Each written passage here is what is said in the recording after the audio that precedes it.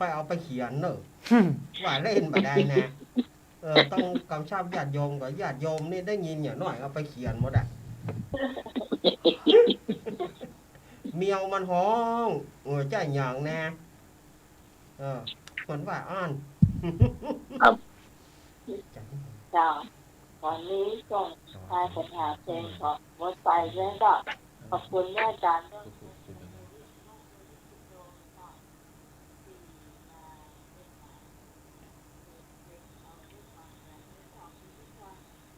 คุย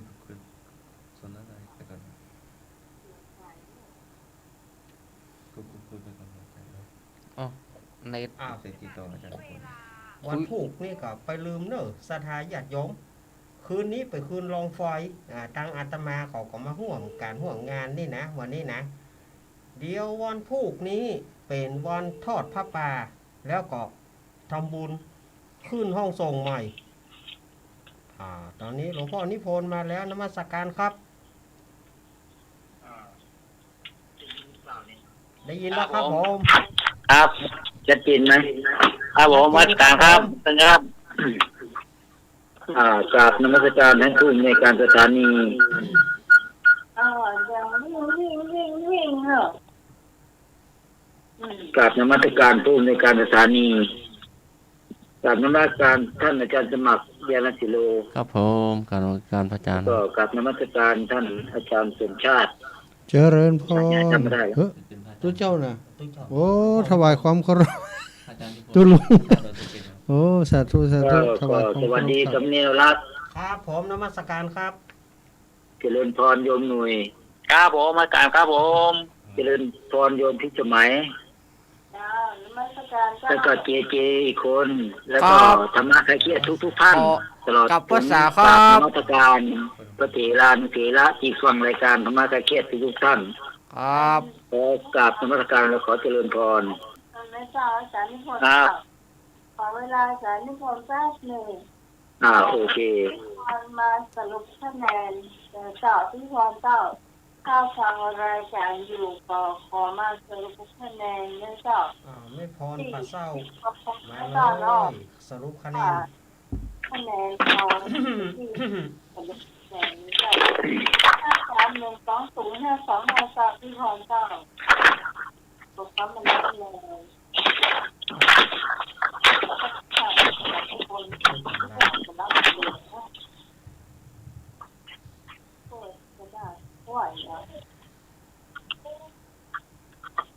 พี่พรเจ้าได้ยินก่อนเสียงนั้นมีโยมพรอยู่หรือเปล่านะพี่พรฟังอยู่เลยเจ้ารับไปแล้ว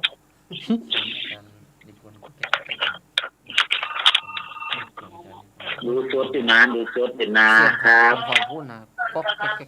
เจ้าอาจารย์ไม่ค่อยดีดูเอาอย่างผมทั้งวันนี้แล้วมันก็ดีเลยไม่จางฟังอยู่เจ้า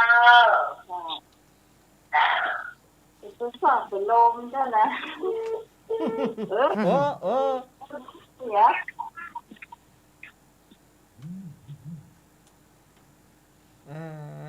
อย่างก็ใจวิวใจวิวใช่โยมพิสมัยนี่ไม่ค่อยได้ยินเสียงเท่าไหร่นะ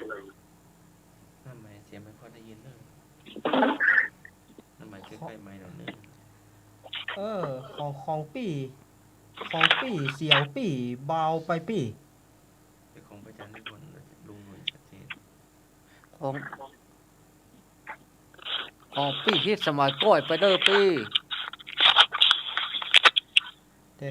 จับออกมาฮะมาละ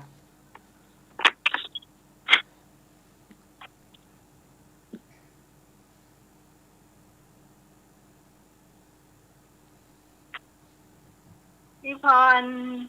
พร้อมหรือยัง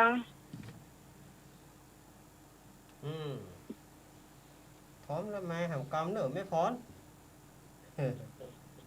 โยมพรนี่สงสัย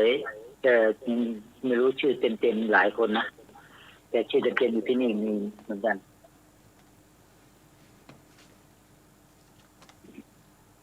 แต่ยุพรส่งมาแล้วนะคะแนนนะ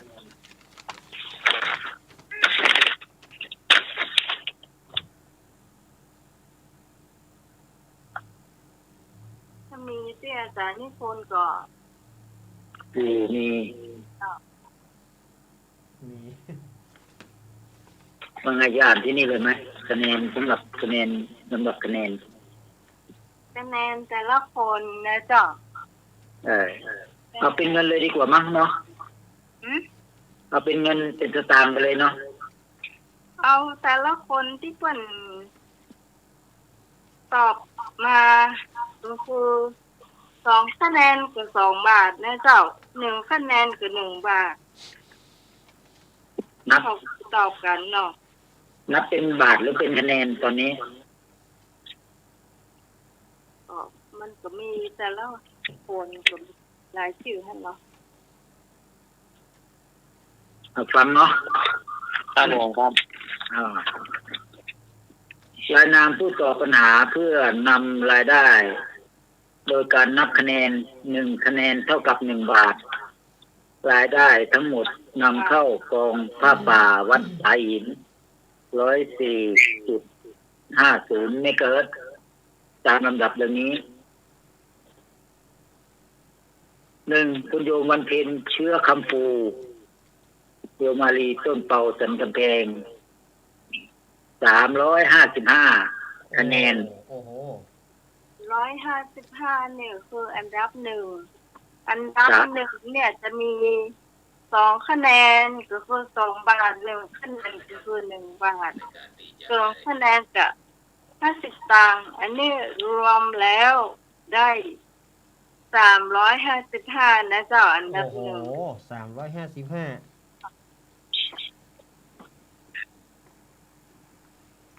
อันดับ 2 คุณโยมต่องศรีจันตุลไม่ต้องปาบุงสารพี274 คะแนน โอ้โหนี่ที่2ครับผม อันดับที่ 3 โยมนัทธันนันมโนคำฉายาพรป่าเศร้า226 คะแนน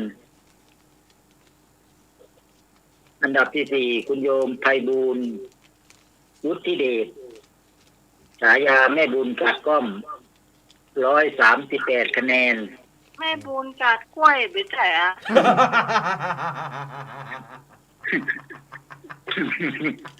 จัด โอน มา ไปแล้วน้องเอ้ย พี่ เอาไหมไปปึ้งเซลสิ พี่สมัย เดี๋ยวจะลืม วองต้นยูลงน้ำเด้อ อยู่ใกล้น้ำปิงวิ่งให้ทันนะโยมไหมนะ ปวดแน่ อันดับที่ 5 คุณโยมวีระพงศ์วินันท์ฉายาพงศ์ป่าจาง126 คะแนน โอ้ เจ้าให้ทรงประสานนะเจ้า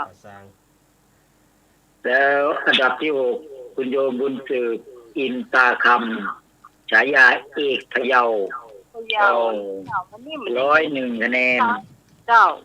ครับ อันดับ 7 คุณโยมแม่ลำปูน77 คะแนน ครับ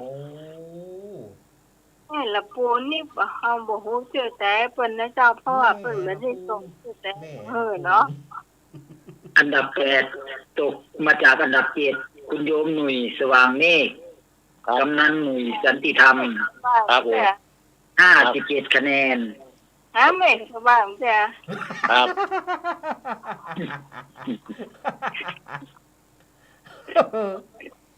อันดับ 9 คุณโยมจันทิพย์ทับสินศรีจันทิพย์เกตการาม เจ้า 43 คะแนน เจ้า ฉันชื่อตัวเก่งนะ อันดับ 10 คุณโยมสมเนียมโน แม่สมแม่ขาหางดง31 คะแนน ก็ไม่ขาหางดงเจ้า ครับ ศพแม่ค่ะ 11 แม่นวล ป่าแดดจรใจ26 คะแนน โอ้ วันนี้แม่นวลบ่ได้ อันดับ12คุณโยมสมนึกบุญทาวงศ์ ไอ้เนี่ย ผู้ช่วยนึก3 ตอง13 คะแนน เออ บ่ใช่ผู้ช่วย3คลองเนาะ ตามของหน้าตามของหลัง 3 ตองต้องที่สวนนั่งตุ๊กๆอ่ะ เขาไม่ได้ตั้งฉายาเนอะนี่นะต้องไปโตดสารนิพนธ์บ่เด้อ อันดับที่13คุณโยมบัวคำเสียง3 ยอด เจ้า 6 คะแนน โอ้ อันดับที่14มีอยู่2 อันดับ คุณโยมกรกมลดอยน้อยพัฒนา ครับ แล้วก็คุณโยมบ่าวดอกแดง5 คะแนน โอ้ ช่วยกันซ่อม อันดับ16คุณโยมแม่บัวเขียวแม่ห้อยเงิน1 คะแนน ครับ อันดับที่18คุณโยม2 เจที่วากรกองรวมขมูล โอ้ ดีเจสลวด ครับ ได้ตั้ง2 คะแนน ครับ อ่ะมาทำหูจักตาร วมแล้ว 1,490 คะแนน อันเลข คิด สวยมาก คิดเป็นเงิน 1,490 บาท ได้เข้ากองทุนพระป่าวัดฝายหิน เจ้า โดยเฉพาะต่อปัญหา ปลูกนี่เขาจะไปหอมนะเจ้า ก็อันนี้สำหรับคะแนนเนาะครับ ตาม มีอะไรต่ออีกไหมคุณโยมไหมคุณโยมไม่สมัย ชื่อสำหรับรายชื่อของอาหารเจ้าที่ช่วยมาก็อยู่ที่นั้นคนเดียว เอาอาหารเลยเนาะครับ เจ้า สำหรับรายนามผู้บริจาคค่าอาหารพระป่าวัดฝายหินใน9 มกราคม 2565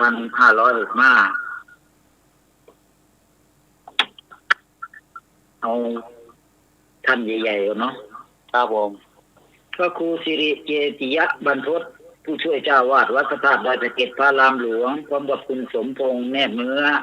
1,000 บาท ถูก คุณโยมพ่อนหนานพรคุณโยมสังวรคุณโยมประพานิชมโนพร้อมครอบครัว 1,000 บาท คุณโยมพลตำรวจตรีภูวกรคุณนายสิริวรันเมืองทอง 1,000 บาท คุณโยมแม่นิ่มนวลคุณโยมอาร์ตพร้อมครอบครัว 1,000 บาท คุณโยมนงศรีทองรัตน์ร้านวลุงเภสัชพร้อมครอบครัว 700 บาท ตัวอาตมาเองกับผมเองกับผมเองพระนิพนธ์พัทยาโน 500 บาท ครับถูกครับ คุณโยมร้อยตำรวจโทปิยะคุณนายรุจาพรพร้อมครอบครัว 500 บาท คุณโยมมณีปทุมวันพร้อมครอบครัว 500 บาท คุณโยมอุลวีพิชวงศ์ 500 บาท คุณโยมอัมพรพิชวงศ์พร้อมครอบครัว 900 บาท คุณโยมแม่ทองอินสุริโยดรพร้อมครอบครัว 150 บาท คุณโยมวรภาอึ้มภากร 100 บาท คุณโยมมาลีปีชามาศ 100 บาท คุณโยมแม่จันดีอินสมครอบครัว 100 บาท คุณโยมสง่าสมมิตรพร้อมครอบครัว 300 บาท คุณโยมแม่ไข่แก้ว 100 บาท ครอบครัวชัยชมภูเลิศ 340 บาท คุณโยมชาติปทุมวัน 200 บาท แล้วก็จะมีเพิ่มอีก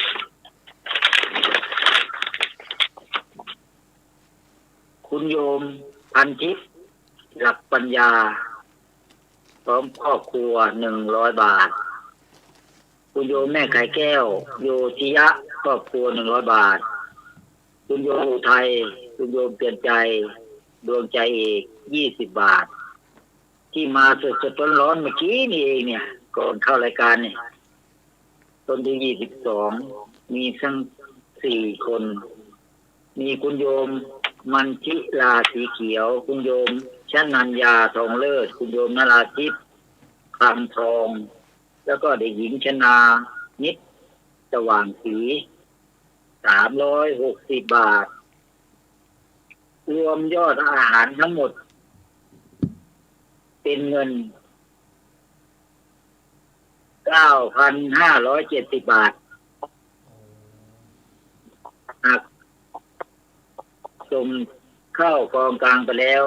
7,000 บาทก็เหลืออยู่อันนั้นเป็นยอดเนาะ 2,570 บาท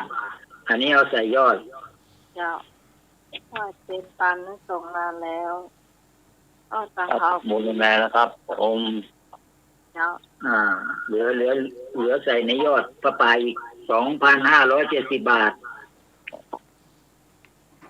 สารนิพนธ์เจ้าว่าไงสำหรับรายชื่อเหล่านี้เนี่ยสารนิพนธ์ต้องส่งให้รับท่านสมัครคืนนี้นะเจ้าคืนนี้เพื่อว่าช่วงนี้เมื่อเช้าเนี่ยท่านมหาสมชาติจะได้ประกาศนะเจ้าถึงมดนะเจ้าถึงมดเลยที่เป็นหอมนะเจ้าแล้วก็ซองที่เขาไปตีของยำที่ตีของเรามีนะเจ้าจะประกาศตอนไหนปัดใจนะเจ้าเพปัดเป็นปัดใจมันต้องเขียนใหม่ทั้งหมดอ่ะเพราะว่ามันไม่ใช่มาพร้อมกันเนาะมาบวกเขียนบวกไปบ้างอะไรไปบ้างครับอาจจะไม่เข้าใจนะถ้าไม่ไปทำความเข้าใจกันที่โน่นเนาะครับก็เอาเฉพาะนั่นก็พอละเอาเฉพาะปัดใจไม่รู้เนี่ยที่เสริมเข้ามาละเพราะว่านั่นเราโอนมาแล้วอ่านไปแล้วตัวเนาะมันจะมีเป็นท่อน9,210 บาทหักค่าอาหารไปก่อนแล้ว 7,000 บาทเหลือ 2,210 บาทพอขีดเส้นใต้ปุ๊บมาปั๊บบวกอีก360 บาทมาอีกแล้วมันก็เลยจะรู้สึกจะมั่วหน่อยถ้าไม่อ่านเองนี่คนอื่นจะไม่รู้เท่าไหร่จะงงๆนะครับเพราะว่าจะมาเขียนไปพอดีมีโยมมาบวกค่าอะไรอีกนะค่าช่วยค่าคะแนนอีก100 บาทครับโอ้มีข้อมูลถูกครับจากอาตมาว่าจะเพิ่มไป390 บาทก็เลยเหลือ290 บาทครับขอหน่อยเขาฟังอยู่คุณโยพันทิพย์มาขอแบ่งบุญหน่อยสัก100 นึงนะครับเนี่ยมาทีหลังมัน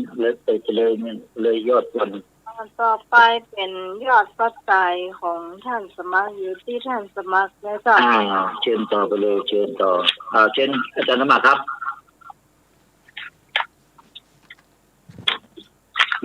ที่ตัวสตางค์ไปแล้วนะเจ้า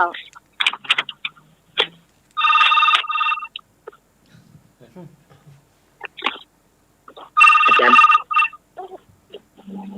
รย์สมัครอ่านชัดไม่ชัดคำเลยเดี๋ยวเขาว่าอยู่ภาคเดียวก็ผมเนอะฮัลโหลได้ทำไมเจ้าอันนั้นเพิ่มเงินแจ้งเนินนะอันชื่อเป็นลงกันเนินนางมันธนาพวงเสลาเดี๋ยวโยมเดี๋ยวก็เจ็บไม่ทันว่ามาเลยมันธนามันต้องอยู่เพปัจจัยอยู่ที่แม่บุญเนาะพระเจ้าไปลื่นเจ้ามันธนาใช่ไหมเจ้า พวงสลาว มันเนี่ยเขียนยังไง มันทหารทอทหารมาสละอา โมไม่อ่านอากาศโนนีนใช่ไหมธนา พวงนามส สลา กุลอะไรนะ พวงสลาว พวงเสลาหรือว่าพวง พวงสลาว พอพานตัวปลา พอพานโมแหวนออกงองู อ๋อพวงเสลา สลาว100 บาทเนอะ 100 บาทจะน้ำมักจำไม่เนอะ หมดนั้นท่านจะมาจดไว้แล้วนะของแม่ จะต้องแม่บุญแม่บุญเท่าไหร่แม่บุญตั้งแต่อยู่กับอาจารย์สมัครแล้วบ้าง อยู่เพชรมอนเจ้า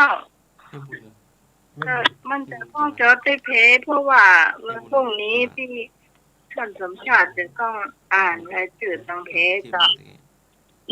ยุ่งหน่อยยังมาถือเหลืองนี่มันจะเถื่อง ได้นะเพราะว่าสมอัน อะไรอาจารย์สมัครเลือกเลยอาจารย์สมัคร ครับผม ว่าไปขาดคนไหนเดี๋ยวก็ตึกทนเตียวครับ ที่ลุงหนุ่ยเอามาให้นอที่เป็นปัจจัยนอลุงหนุ่ยสว่างเมฆ 1,000 บาท นาทิสมัย 1,000 บาท เมสุรี 1,000 บาท พี่พร 500 บาท เมจันดี 300 บาท พ่อสมนึก 300 บาท เมโสม 200 บาท คุณสมพงษ์300 บาท พ่อเสาออนศรี100 บาท แล้วก็โยมที่โฮมที่วัดดอยนางแก้วเนาะรวมได้600 บาทเนาะเพราะชื่อรายละเอียด แม่จันทิพย์อยู่ไหน แม่จันทิพย์ บอกแล้วว่าแยกออกมา แม่จันทิพย์แม่จันทิพย์นี่กี่บาทนะ 200ครับทิมสีอ่ะ อยู่อีกบัญชีหนึ่งเนาะยังหามาเจอเนี่ยแม่จันทิพย์ ถ้าเขาเขียนกันตั้งแต่คืนแล้ว พิม นะ พ์สี200 บาท แต่ปัจจัยนี่อยู่ที่หน้าหมายหรือว่าอยู่ที่ลุงหนุ่ย ตกไม่ได้สมาว่าเหรอ อันนี้อ่านที่มีปัจจัยตัวนะ จะมีปัจจัยอยู่ที่ท่านสมัครหมดเลยเนี่ย แล้วก็ต่อไปที่ปัจจัยอยู่ที่ให้หน่วยเจ้า ครับ อยู่ที่ลุงหนุ่ยเนาะ ครับผม แล้วก็มีของ อ่านเฉพาะที่ลุงหนุ่ยเอาให้มาเนาะ แม่แดงที่ท่านสมัครแหมปานหนึ่ง แล้วก็แม่แดง 1,000ท่านสมัคร 1,000 แล้วก็ สมณเณรนักเหรอ ท่านอาจารย์สำเนียงเอาลัก 1,000 ครับผม เจ้าแล้วก็เดี๋ยวต่อไปจะมีของให้หน่วยที่เป็นไปเอามาไปกดมาแหมเจ้า ครับตรงนี้ที่ผมนี่ก็มีที่กองกำมลนะครับ กดกระมวลสวยจา เกกา500 บาทนะครับ แล้วก็เปียรีนะครับ500 บาท เจียรีพร้อมเพื่อนนะเจ้า ครับพร้อมเพื่อน500 บาท เจ้าไปหักแล้ว ครับ แล้วก็มี ที่สอง ที่ เจ้า ต้อง200 บาทนะครับ เจ้า แล้วก็มีอะไรครับพ้นนัน ก็ ขนมเกียรติ ขนมเกียรติ ก็เข้าเมืองเกียรติ นะเจ้า แก้วปลูก300 บาทครับผมพร้อมน้ำพร้อมน้ำกี่แรกกัน น้ำ300 ขวด ครับ โอ้โห น้ำ300 ไม่ใช่2เนาะ น้ำ300 มันมีแพ็คหมูเนี่ยเพราะว่าแพ็คหนึ่งมันมี12 ขวดเนาะ เมื่อกี้นี่ก็ ยังไม่ได้ประกาศอาจารย์สมัครยังได้กิโลค่า100 บาทเลยผ่านอันนี้ไปทั้งฝั่งนู้นเลยเนาะ ครับนี่ผมนะครับบ้าน โอเค ครับ แต่คุณนี่ก็อยู่ตรงนู้น3,000 บาทโอเคลืมบอกไปโยมกรกมลเคยกลางคนบ้านเดียวกับผมนะครับอาจารย์สมัคร ครับผม เพื่อนเป็นสะพาย คนบ้านเดียวกัน ครับ ใช่ คนโคราชเหมือนกัน เจ้าเพยังมีเห็นอยู่เจ้าเดี๋ยวจะตามไปเพิ่มเติมเนาะ เดี๋ยววันพรุ่งนี้ไปประกาศเต็ม แม่ศรีนวลชัยวุฒิ50 บาท แม่จื้นสุริยดร200 บาท เจ้า แม่ทองอินสุริยดร1,000 บาทอ้ายวี100 บาทพระอาจารย์มหาเสน่ห์วัดไฟหิน500 บาทนี่อยู่กับท่านสมัครแล้ว500 บาท ๆแม่เดี๋ยวไหม เจ้า แม่ทองอินนี่ไปทางนู้น1,000นะมาทางนี้150เนาะ คนละคนกำองละคนละคนน่ะ นี่แหละพันแล้ว ข้าวว่ามีขาย โอ้แม่อินกระโดดไปทางนู้นทางสุริโยดรน่ะเนาะ ครับ แต่มาสุริโยทางดอยตะเกียบนี่150เนาะ ครับ โอ้เล่นตีท้ายครัวเลยนะ ได้มาเลย แกแต่ไม่จับ แล้วไม่ยอมบอกเราเลยนะพอถามไปกับฟัดกับเสียนเดี๋ยวจะกินกาแฟละปิดโทรศัพท์เลยเมื่อกี้เนี่ยก่อนจะเข้ารายการเนี่ย ครับ จะปรึกษาอะไรนิดหน่อยไม่ได้เลย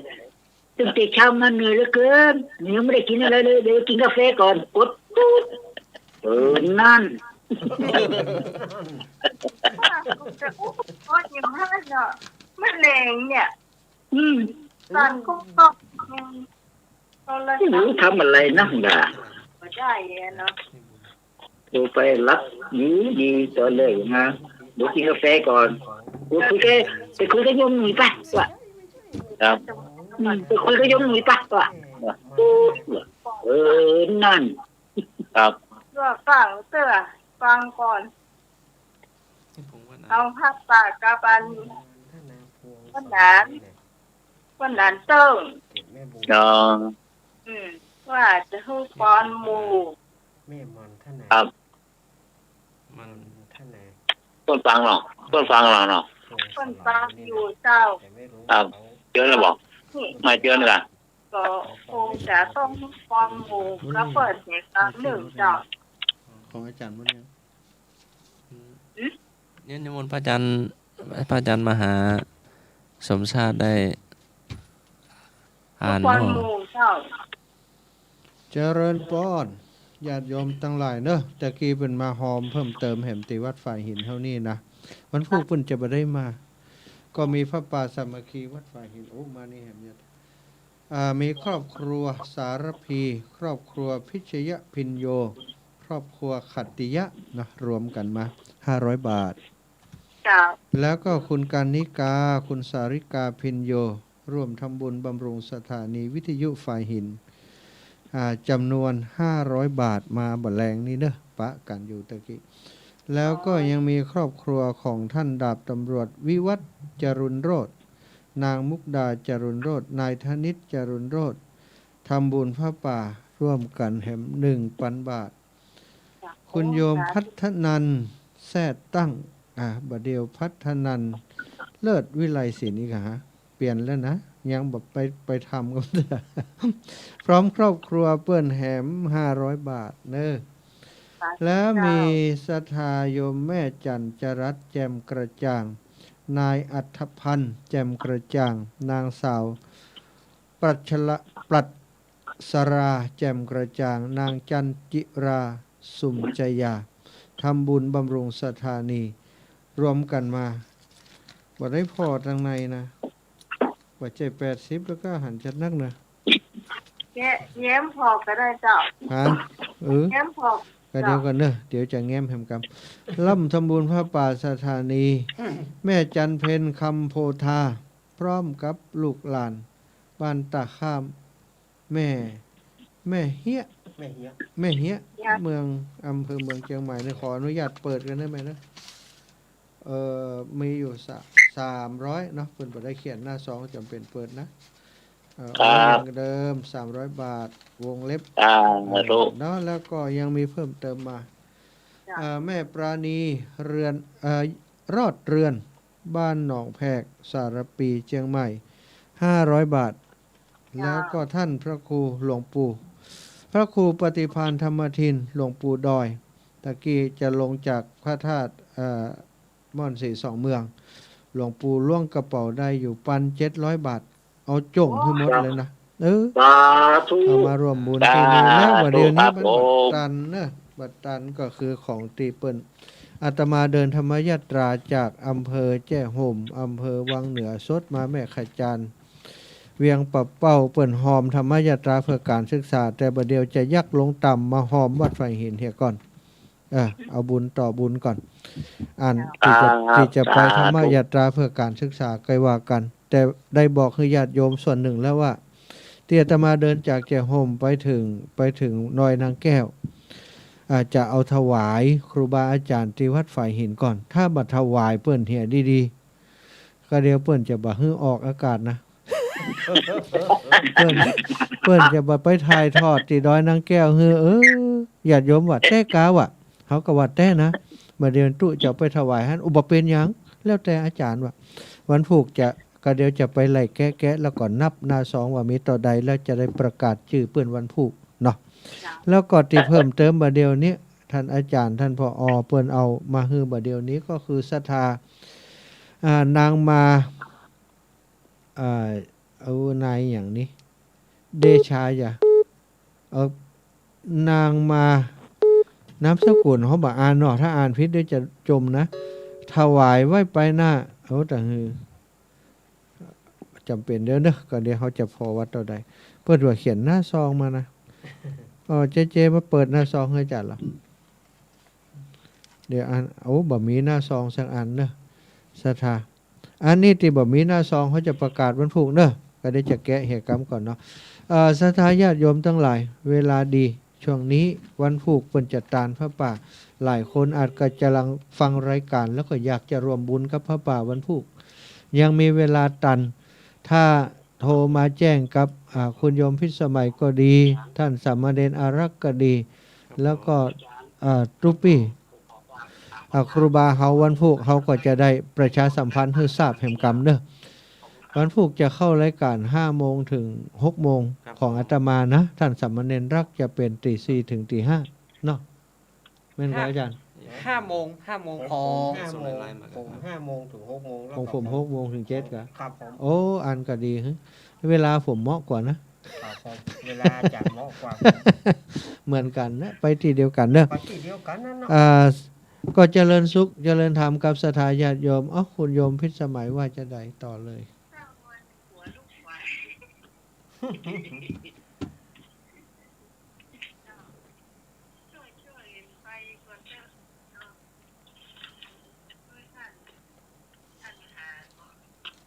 เน้นอู้ก่อนปีพ่นอู้แต่สมอกติดต่อท่านอยู่เดี๋ยวก่อนท่านสมาถึงเวลาแล้วก็ให้เลยก็ให้หนูเจ้าเชื่อมาหาน้องแล้วก็ครับว่าเราบอกเจ้าเบอร์1แปลงอะไรว่า459อ๋อ459ครับครับครับท่านสมาครับฟังก่อนเดี๋ยวผมกล่าวผมละช่วงนี้เดี๋ยวรอสัญญาณจากลุงนุยจะเชื่อมไปหาพี่สมัยเหตุกรรมเนาะก็ศรัทธาญาติโยมก็ถ้าฟังเนอรอกันเดียวเนาะถ้าอาตมาดักไปวิทยุมันจะเงียบ เมื่อวิทยุมันเงียบก็ศรัทธาญาติโยมก็จะปิดอันนี้ เปิ้นเงียบไปแล้วนี่ก็ปิดแพบรับแล้วนี่ ฉะนั้นเฮาบ่คือวิทยุมันได้เงียบเตื้อฉะนั้นอาตมาภาพก็เลยมาวันนี้เป็นรายการพิเศษเด้อธรรมะคลายเครียดภาคพิเศษวันนี้เพราะว่าวันพุธนี้จะเป็นวันงานทอดพระป่าสามัคคีแล้วก็ทำบุญขึ้นห้องส่งใหม่ขึ้นห้องส่งใหม่วันพุธนี้นะศรัทธาญาติโยมก็ ในล็อกมาเจมแล้วเนาะ เขาก็มากันเนาะอาตมากับวันนี้ก็ชุกละหุกขนาดนะเกือบบ่ได้มาเหมือนกัน แต่ว่าอันนี้ถ้าบ่มีบุญจัดสรรนี่นะบ่ได้มาเนอะบอกไว้จะเอียบอกไว้จะเอียศรัทธาญาติโยมว่างานนี่เขาอาตมาทุ่มใจไปเป็นปีแล้วนะอาตมาตั้งใจไว้ละมาแล้วมาแล้วมาแล้วเจ้า มาแล้วก็เชิญเลยพี่เจ๊กะ มีอะไรชื่อเอาไว้ประกาศพรุ่งนี้พ่องก็ได้เนาะรายชื่อนี่นะ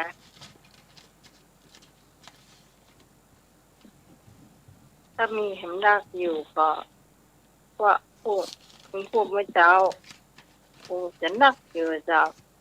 ของเวียงก็หลงเฮาก็ยังไม่ได้ประกาศแต่การเนาะ ดู ครับ หลายเรื่องเนาะ ก็หนาเพื่อฟังเพื่อฟังว่าอะไร ก็จะฟังปอนหมู่เนอะพนานพนมเกียรติแก้วปุกเจ้าพนานเติ้งเจ้าผิงตอนไผ่ขึ้นปอนก่อนไผ่ขึ้นปอนก่อนขึ้นเลยลำดับอาวุโสทั้งท่านอาจารย์มหาจะ ขึ้นปอน มีเวลาเมินก่อนปอนเมินได้ก่อนปอนบรรเทาเปิ่นอันเนี่ยก็เปิ่นก่อนจะขึ้นปอนก่อนจะยะถานี่เปิ่นลำขบวนถึงน้อยนะพอปันปอนให้พ่อเป็นปอนหมูสักกำเด้อได้กะปอนหมูไว้เนาะเอาแล้วเนาะเป็นหางเขี้ยงหัวแถวเป็นหัวเขี้ยงเหรอได้อยู่ค่ะสาธุดีเหลียจะในวันนี้ก็เป็นวันดีสะลีสุปมังคละอันประเสริฐล้ำเลิศยิ่งกว่าวันละยามทั้งหลายบัดนี้มูลศรัทธาหมู่เฮาเจ้าข้าทั้งหลายมีผู้อำนวยการสถานีวิทยุวัดฝ่ายหินของเฮา104.50 กะแม่นกะเมกะเฮิรตซ์วัดฝ่ายหินออกอากาศจากวัดฝ่ายหินเป็นวิทยุเพื่อเผยแผ่พระพุทธศาสนาการศึกษาวัฒนธรรมโดยมีคณะจัดรายการจิตอาสาทางคณะถึงจัดรายการธรรมะคลายเครียดเนาะได้ร่วมกันเพื่อจะร่วมบุญร่วมกุศลกับครูบาอาจารย์คืนความสุขให้กับพี่น้องประชาชนโดยการจัดรายการในค่ำคืนนี้เพื่อจะร่วมบุญร่วมกุศลกันในพระป่าสามัคคีมีสาระบางเล็กน้อยมีความสนุกสนานเพลิดเพลินให้ศรัทธาเจ้าข้าทั้งหลายได้รับฟังกันเป็นความสุขเป็นความอิ่มเอมก่อนจะรับจะนอนเพราะฉะนั้นในวันนี้ผู้ข้าทั้งหลายผู้ดำเนินรายการก็ขอปั่นศีลปั่นปอนเอาความสุขส่งไปให้ศรัทธาญาติโยมปีเก่าล่วงพ้นไปแล้วปีใหม่แก้วก็จะมาฮอดมาเติมหมู่เฮาเจ้าข้าเป็นวันที่8แล้ววันนี้ก็ขอเอาคุณพระพุทธเจ้าคุณพระธรรมเจ้าคุณพระสังฆเจ้าคุณพระอรหันต์เจ้าอริยสงฆ์เจ้าบารมีธรรมของครูบาเจ้าศรีวิชัยมาปกเก่าเกษาปกห่มรักษาศรัทธาสาธุชนที่ร่วมฟังธรรมะคลายเครียดในค่ำในคืนของวันนี้หือตันทั้งหลายอยู่ดีมีสุขมีความสุขความเจริญพญาติอาปาดได้กลากัดแก้วออกจากตนจากตัวจากครอบครัวของตันทั้งหลายเหมือนน้ำติกลิ่งกาดลงจากใบบัวใบบอนหือหายไปกับปีเก่าที่ล่วงพ้นผ่านไปแล้วปีใหม่แก้วนี้หือมีอายุมั่นขวัญยืนมั่งหมื่นมูลตุนเต้าเป็นเจ้าเข้าเจ้าของเจ้าทรัพย์สินเงินทองไหลมาเทมาปรารถนามนุษย์สมบัติสวรรค์สมบัตินิพพานสมบัติขอความปรารถนา ของท่านทั้งหลายที่รวมบุญรวมกุศลกันในพระป่าสามัคคีช่วยสถานีในครั้งนี้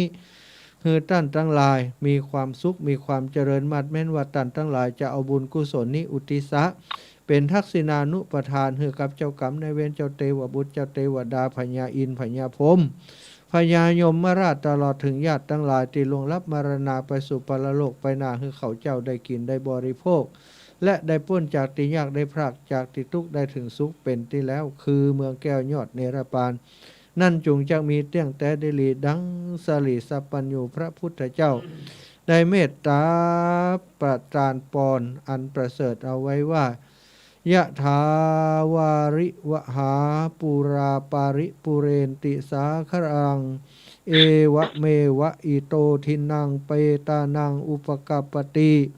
อิชิตังปฏิตังทุมหังขิปะเมวะสมิจฉตุสัพเพปุเรนตุสังกปาจันโทปนารโสยถามณิโชติระโสยถาสัพพิติโยวิวัช จันตุสัพพะโรโควินาสตุมาเตภวัตวันตรายโยสุขีทีขายุโกภวะธนาสิริสนิจจังวุธาปจายโนจัตตารโอธรรมาวัฏันติอายุวันโนสุขังภาลัง เอาเรียบศรัทธาญาติโยมก็ได้ฮับปอนกันแล้วเนอะ ธุ นะนะ ฮับปอนแล้วก็มัดถุงเห็นเนอะใส่ถุงหิ้วมัดไว้มัดไว้ในจิตในใจให้มีความสุขสวัสดิ์พิพัฒนมงคลมีผลอันประเสริฐบังเกิดกับท่านตลอดทุกทิพาราตรีการเทิน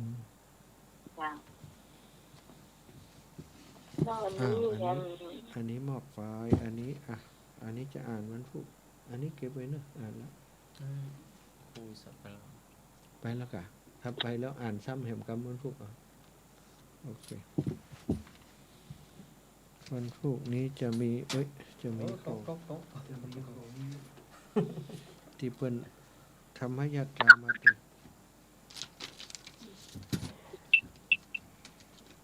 แล้วก็ตอนนี้นิพนธ์จะมาทายปัญหามาเลยหน่อยนิพนธ์เจ้าหนูไปครับแต่นิพนธ์ปะไม่ได้ไปฮับเปิ่นนี้เปิ่นไม่แม่กะเพิ่นไม่มาโอเค อาจารย์ทอดก็ให้ฝากคำถามมา2 ข้อเนาะอาจารย์ทอดฝากข้อความมาส่งไลน์มาโทรมาเนาะ แต่นิพนธ์ก็ตั้งคำถามไว้แล้ว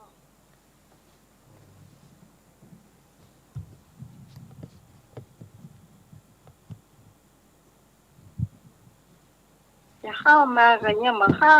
ไข่ที่ไหวเหรอพันธวัฒน์ ครับโทรมาแต่กี้บอกอาจารย์สมัคร เก็บไปตีจันทร์ไม่ผูกกับประกันไปมาวันนี้ กันยังมาโทรมาเข้ามาไปเจ้าไหวเหรอ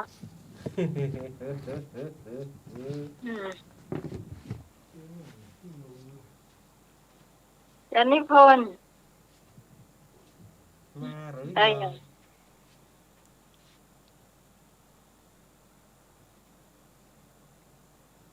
สำหรับหมวกในเจ้าได้ประมาณ95ในเจ้าแล้วก็มีอังสะด้วย อาจารย์ไปพักแล้ว ตรงนี้ที่เจ้า ไม่รู้ เอา คงจะไปพัก ไอ้หน่ยได้ยัง แต่ว่าอยู่จนครบเทอมนั่นแหละ โอ้ยอย่างนั้นดักปิ้ง อะไรดักวิดดักวอย ยังโตไปได้เนาะ ผมนอนนุ่ยดอกแต่ วัน ผูกนี้เนอะสถาญาติโยมผูกนี่เขาก็ได้ปะกัน อันนี้บนมาสายครับ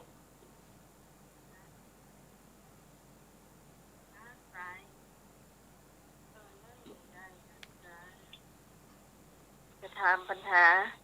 อาจารย์นิพนธ์ครับราชการครับผม จะโทรมาก็ได้เนอะเพราะว่าบางครั้งเบอร์ของอาจารย์นิพนธ์เนี่ยโทรติดรับบ้านสายก็มีนะ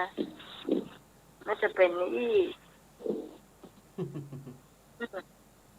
มันโทรศัพท์มันมีปัญหาจ้ะจะบางครั้งโทรติดแล้วก็มันไม่ได้ยินเสียงอ่ะ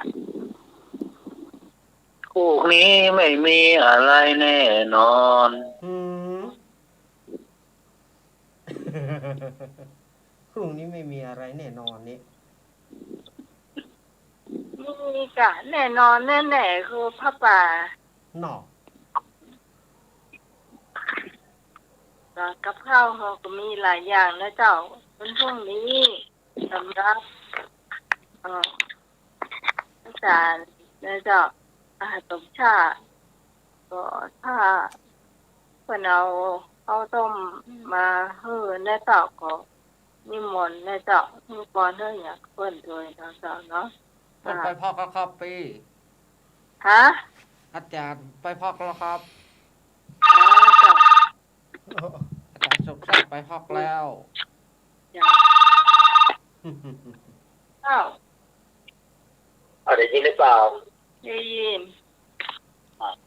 ที่นี่ครับไม่เข้ามาคือสีแดงขึ้นเลยนะ นั่นแหละมันมีปัญหา ตอนนี้จะโทรวิโทรได้โทรเข้าทุกได้ นะ มา เข้าโทรไปได้นะของอาจารย์นะก็ทำปัญหาน้อยหนึ่งเนาะ ได้ยินไหมเนี่ย ไม่ได้ยินชัดเจนแล้วเนาะ ได้ยินแล้วครับผม ครับผม ได้ยินแล้วครับ ที่อาจารย์ธวัฒน์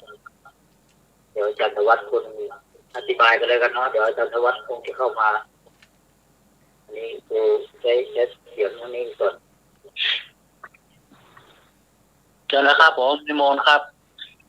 เราถามว่าอย่าติดอยู่ที่จุดขอบข้างใดข้างหนึ่ง เป็นคำพูดของใครกับใครขอไก่พระยาโกฏยะกับสานุสิทธิ์ขอไข่พระสารีบุตรกับพระโมคคัลลานะขอควายพระพุทธเจ้ากับปัญจวัคคีย์ของูพระเจ้าสุโธทนะกับพระนางสิริมหามายาจอจานไม่ถูกสักข้อติดอยู่ที่สุดขอบข้างใดข้างหนึ่ง เป็นคำพูดของใครกับใครขอไก่พระยาโกฏัญญะกับสานุสิทธิ์ขอไข่พระสารีบุตรกับพระโมคคัลลานะขอควายพระพุทธเจ้ากับปัญจวัคคีย์ของูพระเจ้าสุโธทนะกับพระนางสิริมหามายาจอจานไม่ถูกสักข้อ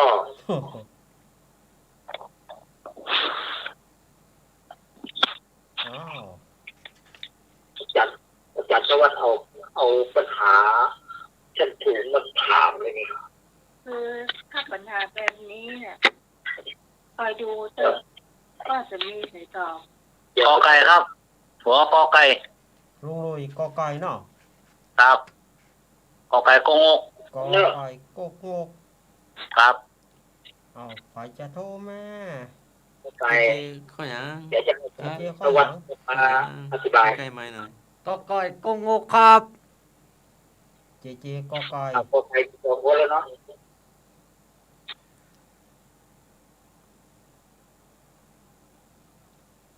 อาจารย์เน้นเอาอย่าง ฮะอ่า เป็นอย่างดี โอ้โหพระเจ้าสุโธทนะกับพระนางสิริมหามายา โอ้มาแล้วสายเข้ามา เจ้า พี่ฮอนตอบข้อขอไข่ดีกว่าพระสารีบุตรกับพระโมคคัลลานะเจ้า ป้อนปลาเศร้ามาละ ตะปูนขอไข่เชียงใหม่กอไก่ เอา พี่กอดก็เอาข้อขอไข่จ้า ขอไข่เนาะ โยม โยมกรกมูล กรกมูล ขอไข่ ขอไข่ในเล้าขอไข่ในเล้า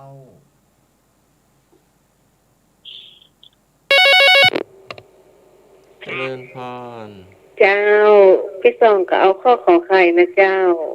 พี่ต้องขอไข่ ในเล้าเหมือนกัน เจ้าขอไข่ในเล้า ขอไข่ในเล้า ขอไข่ในหังอะ ขอไข่ในห่างอ่ะ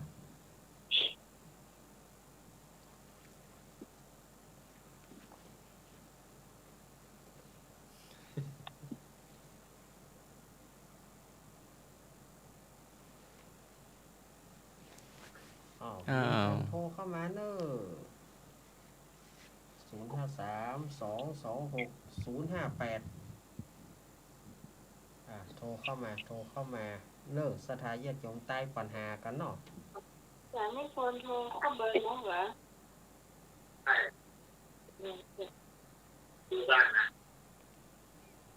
053-226-058 226-058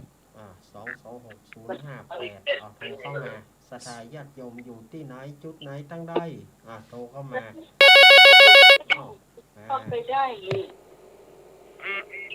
เจ้าโยมก็เอาขอไข่นะเจ้า แม่สมขอไข่ แม่สมขอไข่สวัสดีครับแม่สมครับ โอ้ยโสมงาม ลองดู เน็ตยายพรข้างกับแปลงวอดหลับนั่นหัวย ายพรเนอะยายพรเนอะถ้าว่ารับก็มายายพร เจ้า แม่เอาขอควายเนอะ แม่ ครับ บุญ เจ้า แม่บุญ แม่บู เจ้า ขอควายเข้านาแม่บุญฮะโอ้กอไก่ก็มีละขอไข่ก็มีละคอควายเอา คอควายมาแล้วงองูย่ำหมีตัวจอจานย่ำหมีตัว ครับได้ก่อนเลี้ยงเลย ครับครับ โอเค ครับ มีสายมาเนอะ ครับผมไอ้พงกับข้อกอไก่ครับผม ไอ้พ ครับ งก็ไก่เนาะไอ้พงป่าซางไอ้พงป่าซางก็ไก่เหมือนกันโอ้งองูมีไผเอาเตอร์รู้เนี่ยงองูก็จอจานนี่ ไอ้นึกมา ไอ้นึกมา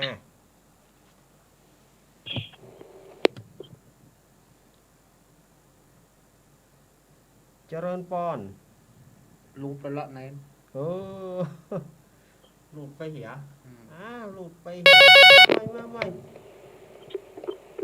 เอาติดละเน็ตว่าเลย เจริญพรจากตังใด นมัสการเจ้า ตอบข้อขอควายนะเจ้า คอควายเข้านา เจ้าป้ารีบ่ตั้งเจ้า เอาไว้สุริสป่าสร้างครับ บ่ตั้งเจ้า บ่อสร้างกลางจ้อง บอกสร้างดังจ้อง บ่อสร้างกลางจ้อง พระอาจารย์ทวัดมาเนอะครับการนิมนต์ครับผม อันนี้มนต์ครับจาตวัดกลับนมัสการครับ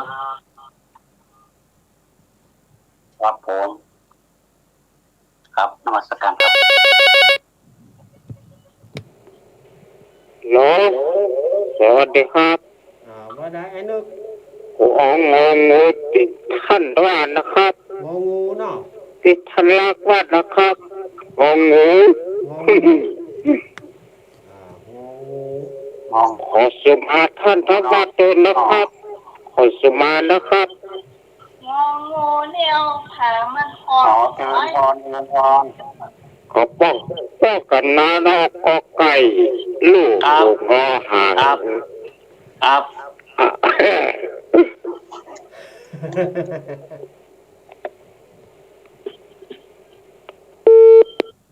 ไอ้นึก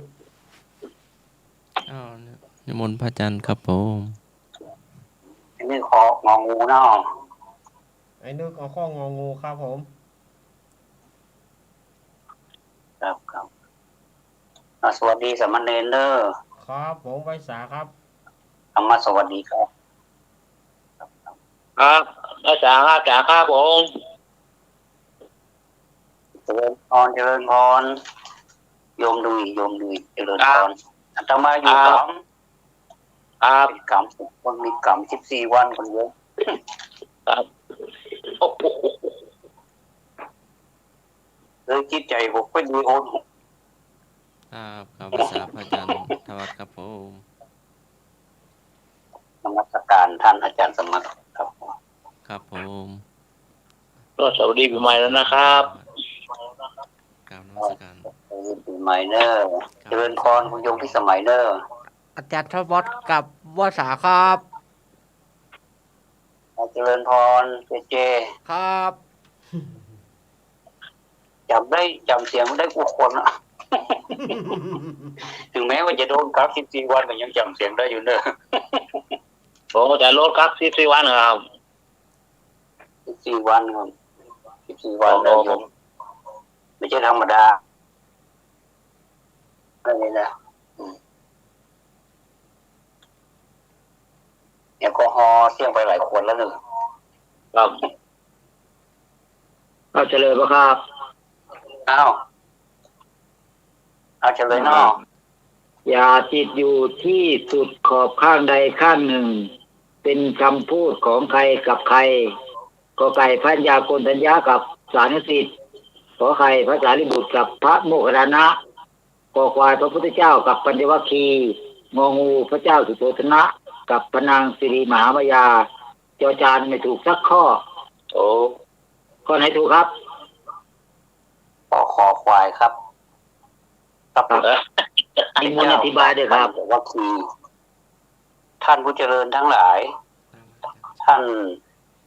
คิดว่าอย่างไรพ้องคำว่าติดขอบเนี่ยสุดขอบติดขอบก็คือข้างใดข้างหนึ่งเนาะคือหนักไปข้างใดข้างหนึ่งก็เหมือนกับที่พระพุทธเจ้าตรัสกับปัญจวัคคีย์ว่า ท่านทั้งหลายอย่าไปติดข้างใดข้างหนึ่ง กามสุขันธิกานุโยคก็คือการติดกามคุณเลินเล่อประมาทอันนี้คือติดข้างหนึ่งส่วนอีกข้างหนึ่งคืออัตตกิลมัฏฐานุโยคคือตึงเครียดเกินไปท่านบอกว่าให้อยู่ในระหว่างกลางก็คือมัชฌิมาปฏิปทาท่านจับได้ก็ทุกท่านที่เรียนพุทธประวัติจำได้เนาะอันนี้ท่านอาจจะลืมไปก็ได้วันนี้มีคนจำได้อยู่2 ท่านแม่นก็แม่บุญกับแม่อารีค่ะ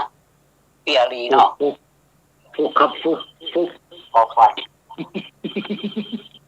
ฟุกครับฟุก ท่านก็ ไม่มีคนเลือก มีครับคอควาย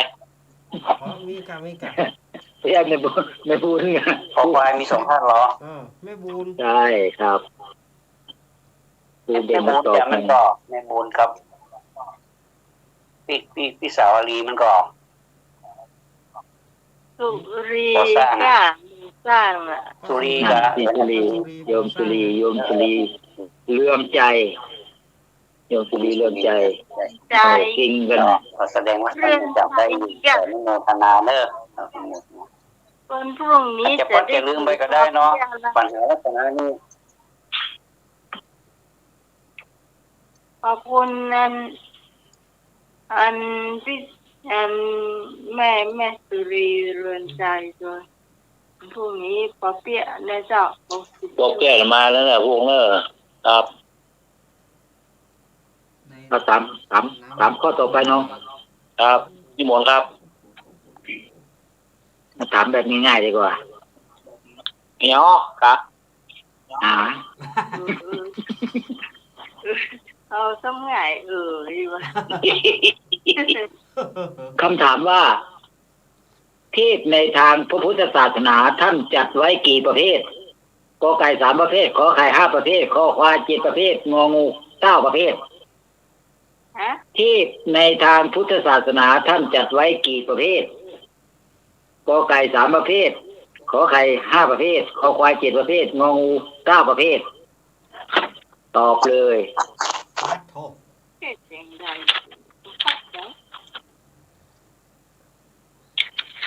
๋ ง่าย กอไก่ครับ กอไก่ยกมือเนาะ เดิมด้วย ครับ กอไก่เหมือนกัน ครับ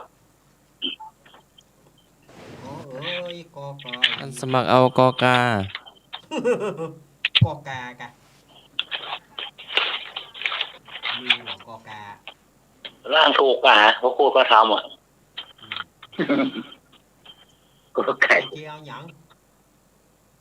เจียวหยัง เอาเหมือนเดิมครับ เหมือนเดิมกอไก่ ก็ใกล้เหมือนเดิมครับ กอไก่เหมือนเดิม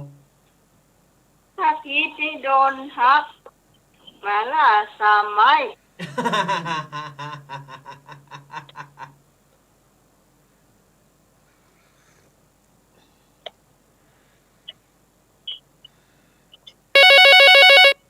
มาแล้ว เจ้าพี่พรตอบข้อกอไก่เหมือนกันนะเจ้า3ประเภทเจ้า นี่พอ ครับ ลุงพลไปดูสมุดไหนมาน่ะ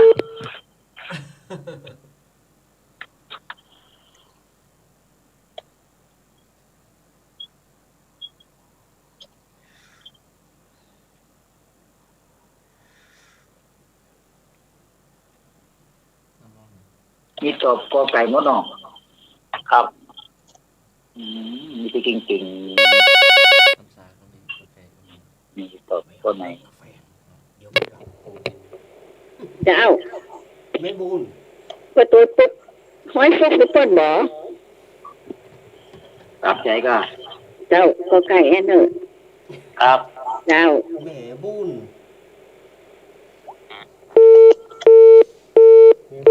นายหนูอยู่จะธรรมดานะตัวคนรูปๆกะ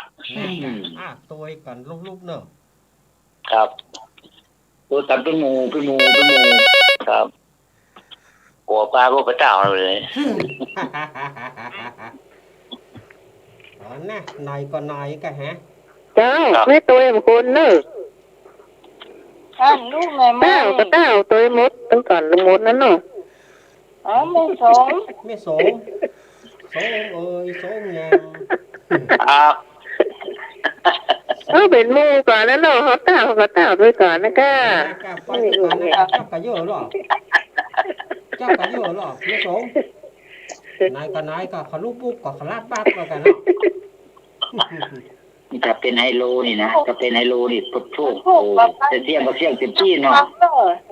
แต่ไรก็จะมือจริงเนาะ เจ้าไปโม่ละอะไรงวงเงียบเชือกเนาะ น่ากันนายกันน้อยไอ้เนี่ยหาเหือมันอ่ะ เดี๋ยวก่อน เดี๋ยวรู้เรื่อง เดี๋ยวรู้เลย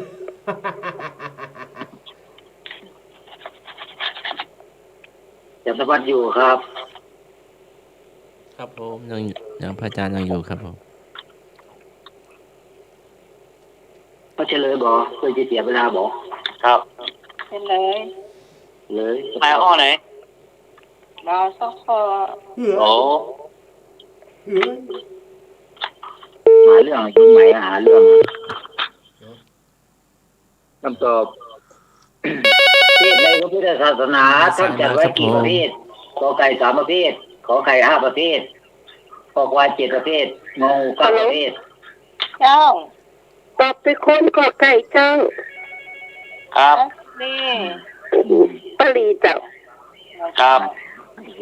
นะครับก็เป็นคำตอบที่ถูกต้องเนาะ เอาไหน มีแต่คนเก่งๆกอไก่ โอ้ โอ้ 3ประเภทคือสมมุติเทพ อุปัตติเทพ แล้วก็วิสุทธิเทพ สมมุติเทพหมายถึงพระราชาพระมหากษัตริย์เป็นต้น อุปัตติเทพเขาไม่บอกว่าเท อุปติเทพคือเทพโดยกำเนิดหมายถึงภูมิเทวดาที่สิงอยู่ในภพนี้ทั้งหมดมีพระภูมิเป็นต้นพระภูมิเจ้าที่นะครับและอากาศสัตว์ทกะเทวดาที่สิงอยู่ในอวกาศทั้งหมดครับโดยแยกเป็นประเภทเทวดาก็มีเป็นพระพรหมก็มีส่วนวิสุทธิเทพนั้นก็หมายถึงพระอรหันต์ครับมี3ประเภทถามก็4เลยเนาะข้อที่3อวิชชาแปลว่าความไม่รู้มีกี่อย่างกอไก่2อย่างขอไข่4อย่างคอควาย6อย่างงองู8อย่างอวิชชาแปลว่าความไม่รู้มีกี่อย่างกอไก่2อย่างขอไข่4อย่างคอควาย6อย่างงองู8อย่างกอไก่เหมือนกันนะครับ กอไก่ตามเดิมเนาะ ครับ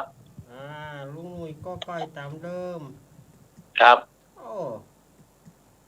เจียวหยัง เจไปเอาน้ เจ๊เบิกกล้าตอบมาโดนทักกันเหมือนล่ะ เจ้าเลขเอากอไก่ตัวนี้เงินหนึ่ง แม่บุญ เจ้าก อไก่ ภาษาท่านธวัฒน์เลยเด้อ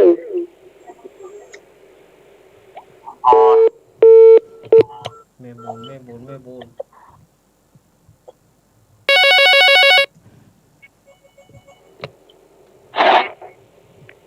เจ้าเลขเอากอไก่ตัวนั้นเด้อ ไม่สม ครับ เจ้า ครับหมอ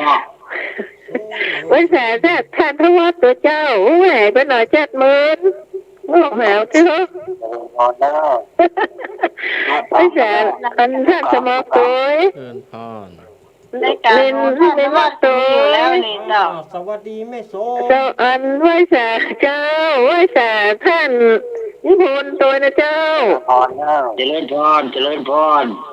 อาจารย์สมชาติตัวนะเจ้า แล้วเพิ่นไปจำวัดแล้ว ไปแล้วจ้ะสวัสดีน้องหมายตัว มาเจ้าลูก แต่ทำไมใส่เสื้อทุกคนตัวนะเจ้า ครับวันนี้อาจารย์วิทยาวัฒน์ถึงตี 2ค่ะ ไปตั้งนานเลย อาจารย์ธวัฒน์ นี่จากก่อนไปง่ายๆเลยแต่โอ้ย ฮัลโหลโควิด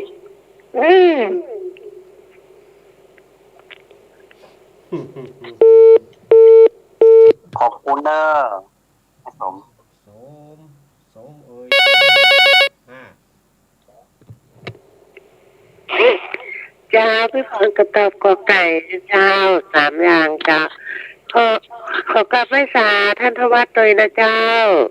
เจ้า เจริญพรเด้อเจริญพร เข้ามาแล้ว อยู่กับตัว อันตมาอยู่ประเทศจ้า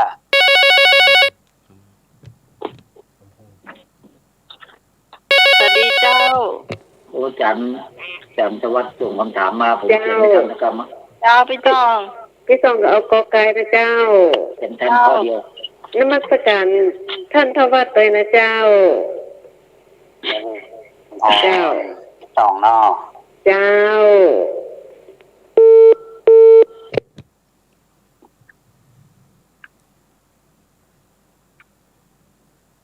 อาสาจัดรวมคน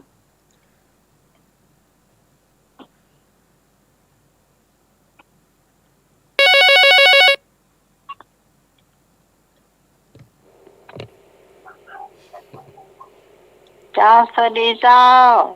เจ้า เอาข้อกอไก่นะเจ้า ครับ เจ้า ผม ดี เจ้า โดยกันล่องเนาะ ตัว ครับ ดูโอ้ ไม่โดนตันก็ตันเหมือนละอ่ะ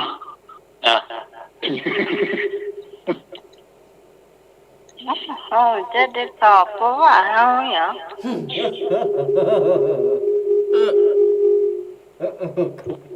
หาเรื่องคนเล่นเล่นเป็นกันเนาะ มีสายมาเนอเจริญพร พระเจ้าพระจากสาเจ้าท่านทวารโดนจับตัว14 วันเหรอ พี่พี่สาลี เจ้า ถ้าโทรมาตรงนี้น้องก่อนพี่เสียโทรศัพท์ไปเรียบร้อย เสียงมันก็จะเงียบเลยเจ้า เจริญพรเด้อพี่อัตลีเด้อ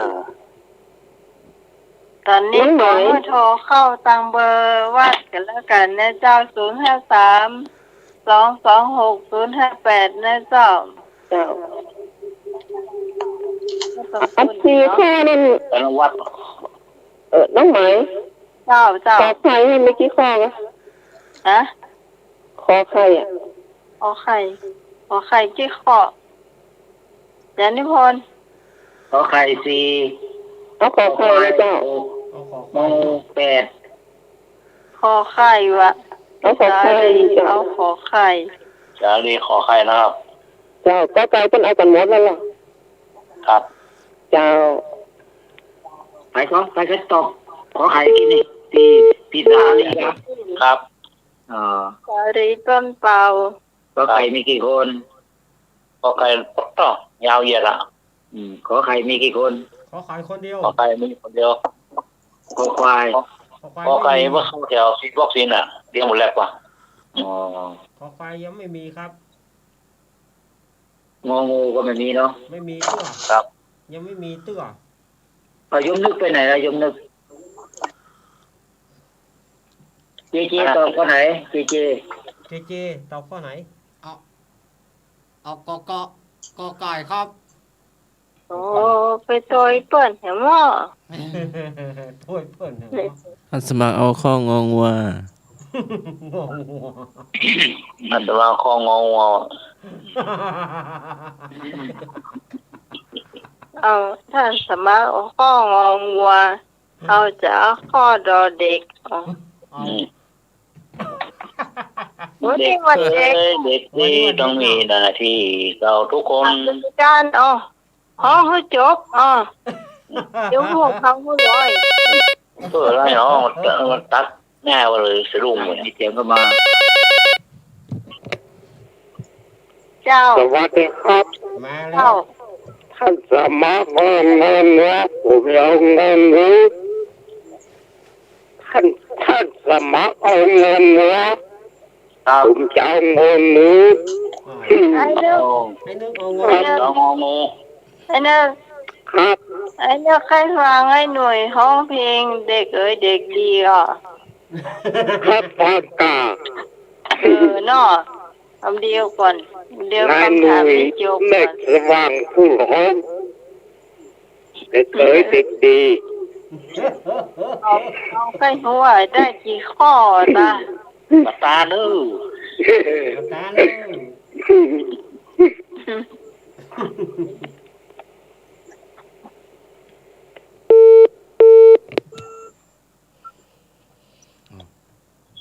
เอากาแฟแล้วกันไหวไหมเจริญพร เจ้า ให้ผมเอาข้อขอควายครับผม ไอ้โพงข้อคอควาย ครับ ครับผ คอ ม ควายให้วง เต็มพอดีเต็ม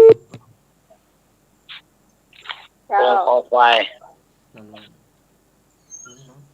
โอ้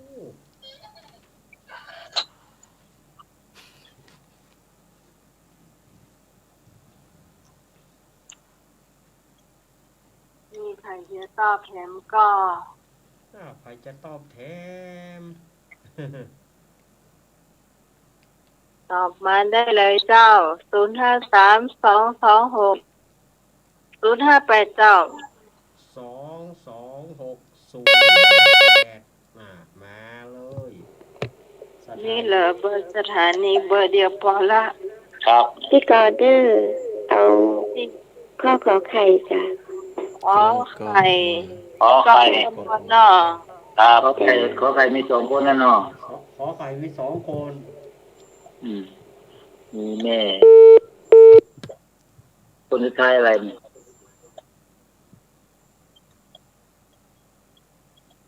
จะเลยบ่ ครับ เลย นิมนต์อาจารย์ธวัฒน์ครับ อาจารย์ทวัฒน์ครับนิมนต์เชิญครับผม นิมนต์อาจารย์ธวัฒน์ครับคำว่าอวิชชาแปลว่าความไม่รู้มีกี่อย่างกอไก่2 อย่างขอไข่4 อย่างกอควาย6 อย่างงองู8 อย่างครับข้อไหนดีครับ นิมนต์ท่านสรุปเลย คำตอบที่ถูกต้องก็คือขอไข่ ครับ ความไม่อวิชชาแปลว่าความไม่รู้มีอยู่4 อย่างก็คือเขาหลอกเล่นนี่เดี๋ยวจริงกับความไม่รู้ในอริยสัจ4 ประการนั่นแหละก็คือไม่รู้ในทุกข์ไม่รู้ในทุกข์สมุทัยไม่รู้ในทุกข์นิโรธไม่รู้ในทุกข์นิโรธคามิมีปฏิปทามีอยู่4 อย่างก็ไม่รู้ในอริยสัจ4 ประการนั่นแหละคืออวิชชาความไม่รู้เรื่อง อาจารย์ถามสักข้อก็ได้หรอครับ ฮะ อาจารย์ธวัฒน์ก็ได้ครับ ครับนิมนต์พระอาจารย์ทวัฒน์ครับผม เดี๋ยวผมจะตอบ มันมีเวลาแล้วก็มีเวลาผมก็จะขอตัวละ มีเวลาอีกไหมโยมที่สมัย แค่ถึงบ่ายเลย เมื่อกี้ได้3 ข้อ ข้อไป 3 ข้อเนาะนิมนต์ครับ 3 นาทีแล้ว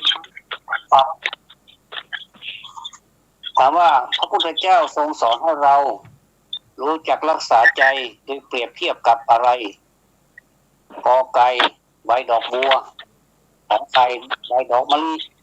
คอควายใบดอกกุหลาบงองูใบดอกดาวเรืองพระพุทธเจ้าทรงสอนให้เรารู้จักรักษาใจโดยเปรียบเทียบกับอะไรกอใบดอกบัวขอใบดอกมะลิใบดอกกุหลาบงอใบดอกดาวเรืองมันจึงมีข้อถูกข้อหนึ่งเด้อเอาเลยเอาลงบอลมันเลย เจ้าพี่พรตอบกอไก่ใบดอกบัวเจ้า หัวหน้าเอา ใบดอกบัวลุงนุ้ย เอาใจ ลงดอกดอกมะลิ ไปเลย ลุงนุ้ยเอา ดอกมะลิ ผมคงตอบข้อกอไก่ครับผม ครับ ครับ อ๋อเข้าใจนะ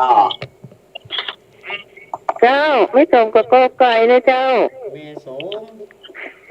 แม่สมขอไก่ เจ้า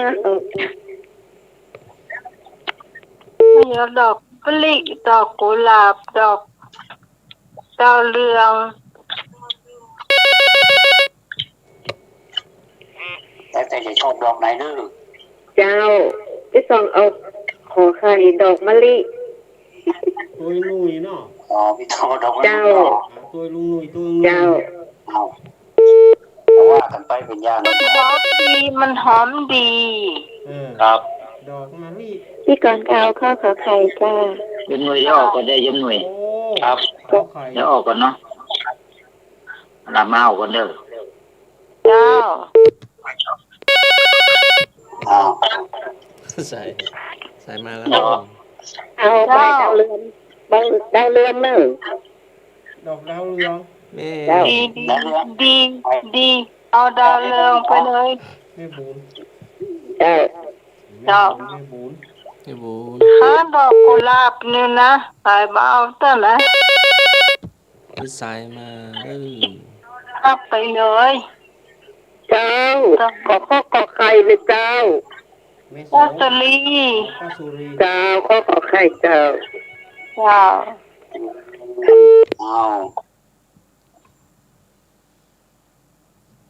เอาไม่ไป ดี แอ เต็ น มตัวเจ้า เอา มี จะ ก็ ได้เฉลยแล้ว มา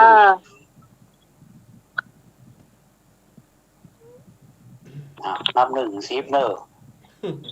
1 8 ข้อ 9 เก้าเกิงหมดเวลา หมดเวลาแล้วพระพุทธเจ้าทรงสอนให้เรารู้จักรักษาใจครับคำเดียวเพื่อสร้างหมดเวลาเตี้ย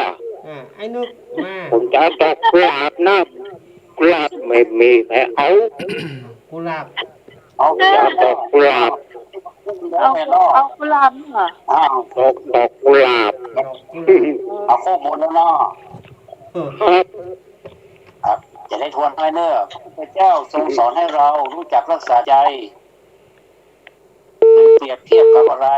ตอบกอไก่เนอะได้ดอกบัวหมายความว่าได้ดอกบัวนี่ขออธิบายน้อยนึงรอบบัวนี่แม้มันจะแช่อยู่ในน้ำเปียกจะจุ่มอยู่ในกระตามแต่มันพอยกขึ้นพ้นน้ำแล้วเนี่ย มันจะตกหมดอะใบของมันนี่จะบ่มีน้ำค้างอยู่เลย อันนี้คือพระพุทธเจ้าเพิ่นทรงสอนให้เรารู้จักรักษาใจเหมือนใบดอกบัวเนอะขอบคุณทุกท่านเนอะเจริญพรทุกท่านขอกราบขอบพระคุณท่านผู้อำนวยการด้วยนะครับท่านอาจารย์สมัคร ครับผ อาจาร ม ย์นิพนธ์สามเณรเอาลักเนอะสวัสดีเนอะ ไหวสาครับ ครับผมภาษาครับผม ครับไว้สาครับ ไหว เจริ สา ญพ ครั ร บ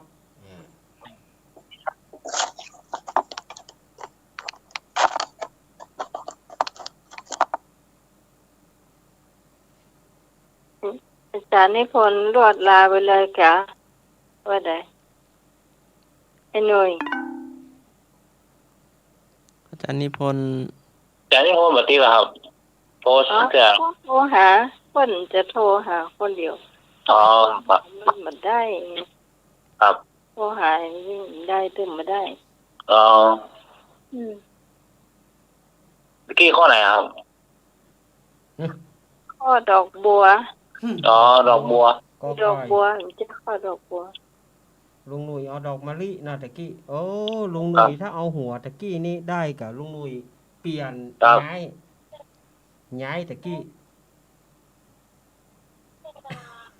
ดอกบัวดอกน้อย ดอกบัวดอกน้อยนะกะ ครับ ช่องต่อไปช่องต่อไปเป็น เรานิทาน เนาะ เรานิ อา ทา หาน ร นี่ เมืองเราเจี๊ยะ มีสายมาดื้อ เจ้า ได้ยินแล้วอาจารย์นมัสการอาจารย์ธวัฒน์ครับผมเมื่อกี้ออกไปหน่อยเอาอีกสักข้อบ่ เนี่ยมาได้แล้วมาละมาคัดก่อนไปแล้วเนอะ อุตส่าห์นัดกันว่าจะดีว่าจะถามว่าคำว่าปีเด็กแปลว่าอะไร อะไรนะครับ บ่ต้อง ไปถามเนาะ บ่ต้องถามนะ อ่า ถามเฮาสบายมาก จะมีประกาศประชาสัมพันธ์อะไรอีกไหม อะไร ถ้าสัมพันธ์เอาไว้ผู้ดีกว่าเนาะ สัมพันธ์ ว่าเมื่อเช้านี่ พระเจ้าเนาะ เช้านี่มันเมื่อเช้านี่ม ต่อ หา ไปเป็นรายการอะไรต่อ ต่อไปนี่จะเป็นการเล่าเจี้ย เลิกเที่ยงครับงั้นก็จะพักผ่อนแล้วนะก็ขอ กราบนมัสการท่านภูมิในการสถานีกับนมัสการท่านอาจารย์สมัคร ครับผม ก็ขอเป็นสวัสดีสำเนียงรัก ครับ เจริญพรโยมหนุ่ยเจริญพรโยมพิสมัยเจริญพรธรรมะคลายเครียดทุกท่านขอเจริญพรกราบนมัสการครับผม สา ไว้ ธุ สาครับสาธุ สาธุ ครับผม ก็ตื่นชั่วโมงหกตัวแล้วเนาะ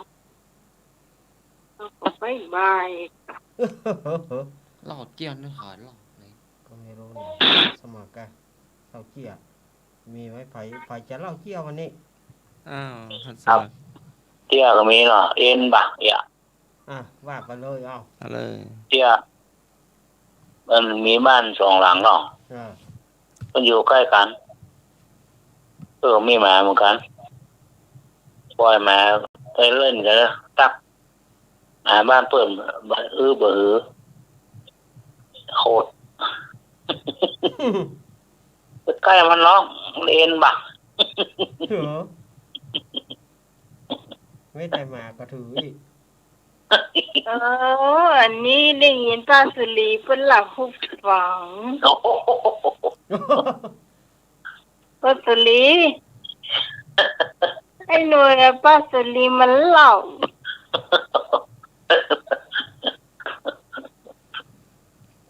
มาเล่นตัวเล่นตัว แต่ว่าหมาเอ็นนี่ โอ้มันก็มีเหรอแม่เจ้าไหนหน่วยเหรอเรียนหมดได้ถามแหละ หยังลุงหนุ่ย ถามแหละ ไม่หยัง อ๋อมันดื่มหมดเอามาตั้งมาดื่มว่าอะไรเยอะอย่างอ่ะอ๋อ อ่า แล้วเจ้านายบนหมู่เรียกออกมาก็ต้องช่วยห่างแสนนะพอโต ถ้าเฮานี่ไหวได้ก็ได้อีก โอ้ก็ได้เจ้าเองก็ได้เริ่มมาตีกันหน้าเริ่มพอดีกัน ยุ่ง เฮ้ยผ่านมันบิดหน้าหนีใหญ่บิดหน้าหนีบิดหน้า เขาเจ้าคนหรอก มีหน้าเข้าจอเข้าจอบ่ มาเริ่มพอหน้าเอาได้เอ็นเนี่ย อืมเธอ โอ้ขนาดนั้นป่ะ เขาก่อนนึก ขนา ว่า ด มีคนเอง ป้ายังเมินเนี่ย อ่า ฮะเขาก่อนนึกว่ามีการโคน มายังเมิน ไหนผู้ใหญ่มาก็ เชื่อง ฮะผู้ใหญ่มากับทุ่งหมาเมินน่ะ สมัยก่อนน่ะ สมัยล้อตอกแล้วก่อนน่ะ ถ้าเจ้ามันมาอยู่ เจ้ามันมาอยู่แต่นี่ไอ้หนุ่ยได้เช็คไปละว่าฝากหมาสัก2-3 วันนี่ อืม ไอ้หนุ่ยเนี่ยได้เหมือน อ๋อมาถึงมาตีบินหน้าเขาจบเข้าเกมกินนะเริ่มพอหน้าเอาตา โอ้เอายุ่งแต่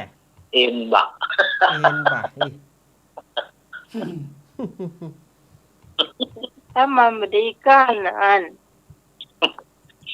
เอามาต้องกินแล้วหรอกเนี่ยเข้าใส่กองมันเอามาหมดละ เนาะมันศูนย์ มันก็ยังกินอยู่นี้มันก็กินได้ อยู่ ไป แต่ว่าถ้าไอ้หนุ่ยอยู่หันมาหมดกิน สวัสดีครับ เจ้ามันเถ อ่า อะ ไอ้นึกว่าได้ ถ้าตอบว่าประยุกต์พ่อแม่เอ็นเปเตอร์ เพิ่นว่าใหญ่ มันถึงมึงง่ายหนุ่ยอยู่ดีเด้อถ้าจะออกไปอยู่นะว่าไม่เอ็นไป เดี๋ยวนี่มันเอ็นมาได้แล้วมันตายไปแล้ว เป็นนั่น มันตายใช่เสพ ยศความเอ็นมันน่ะเนาะฮะ ครับ เพราะไม่เอ็นมาแล้วแหละ เจ้าเฮ้ย ว่าอันอย่างก็กำมาเก่าอ่ะ ฮะ เอ็นเป็นนก เป็นนกสักวันจะโดนโกง ที่ปู่ใส่ยงยง จะหล่อนลงโกงจะโดนเจ้าเวนอ เห็นว่าขี้ ตอนนี้เท้าแก่แล้วโกงงี้วะ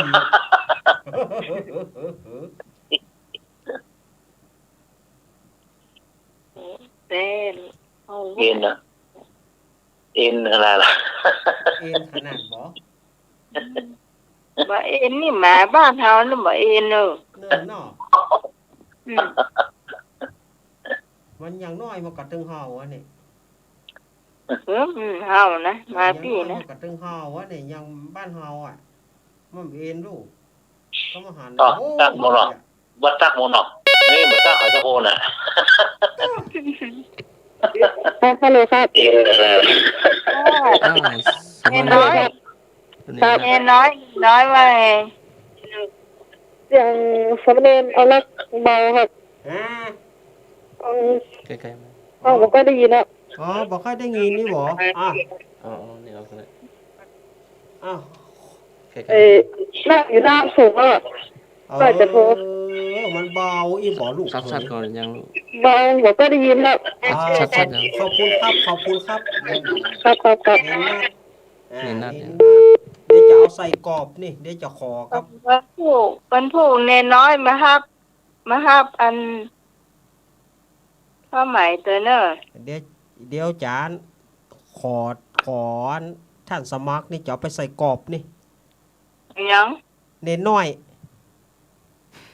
เน้นน็อต จะเอาไปใส่กรอบ เพิ่นจะขอเน้นน็อตเอามาใส่กรอบ โอ้ระวังเนอะ ฮะ ระวังเนอะ หยัง ไปย่างไผ่เอาอันนั้นไปใส่กรอบมาหันก็ไปข้าวเหมือนท่านน่ะ เออ เอาอย่างที่อย่างกะที่เขาแปลงอ่ะ ที่เขาแปลงเน้นนะโมน่ะยินดีเนอะที่ใส่สตางค์เนี่ยก็เขาลองไปควักมันหูอ่ะก็เขาลองไปควักว่าเขาลากสตางค์ผมช่วยหน่อยเขาลากสตางค์ผมเน้นนะโมน่ะที่โอ๊ตไข้หัวไปได้อ่ะ วัดอะไร ก็มีให้เรามีให้จะมีให้น่ะล่ะโคเท่ามันที่คันเข้าไปหาทุกเจ้าอ่ะ มันเน้นนะโมป้อนป้านเปิ้นแปลงหูบเน้นน้อย วัดอะไรฮู้ ครั นะ บ ครับ วัดปุ่นมันมีวัดสันดล้อมเหล่าปูนเจ้าวาด อันนี้ ลองพอหล่อลองเปียสตางค์ออกมาจากออมสินนะช่วยน้อยเขาลักตังผมฮู้อีก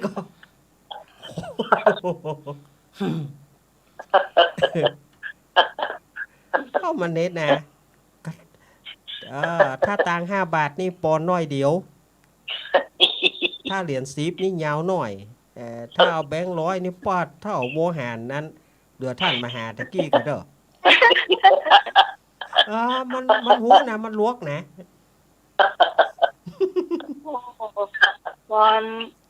อันนี้ก็เรื่องจริงนะอันนี้ผมมีเรื่องจริงนะโคเท่าไปวัดเนาะ ฮะ ไปมาใส่กันดอกเลยกะ เออ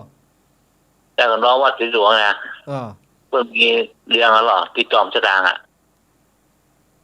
จอมชะตางไม่อ่านน้ำมนต์เนี่ย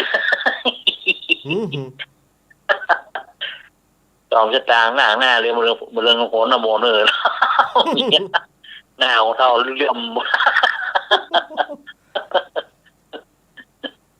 ผ่านป้อนแล้วโหนน้ำมนต์เลย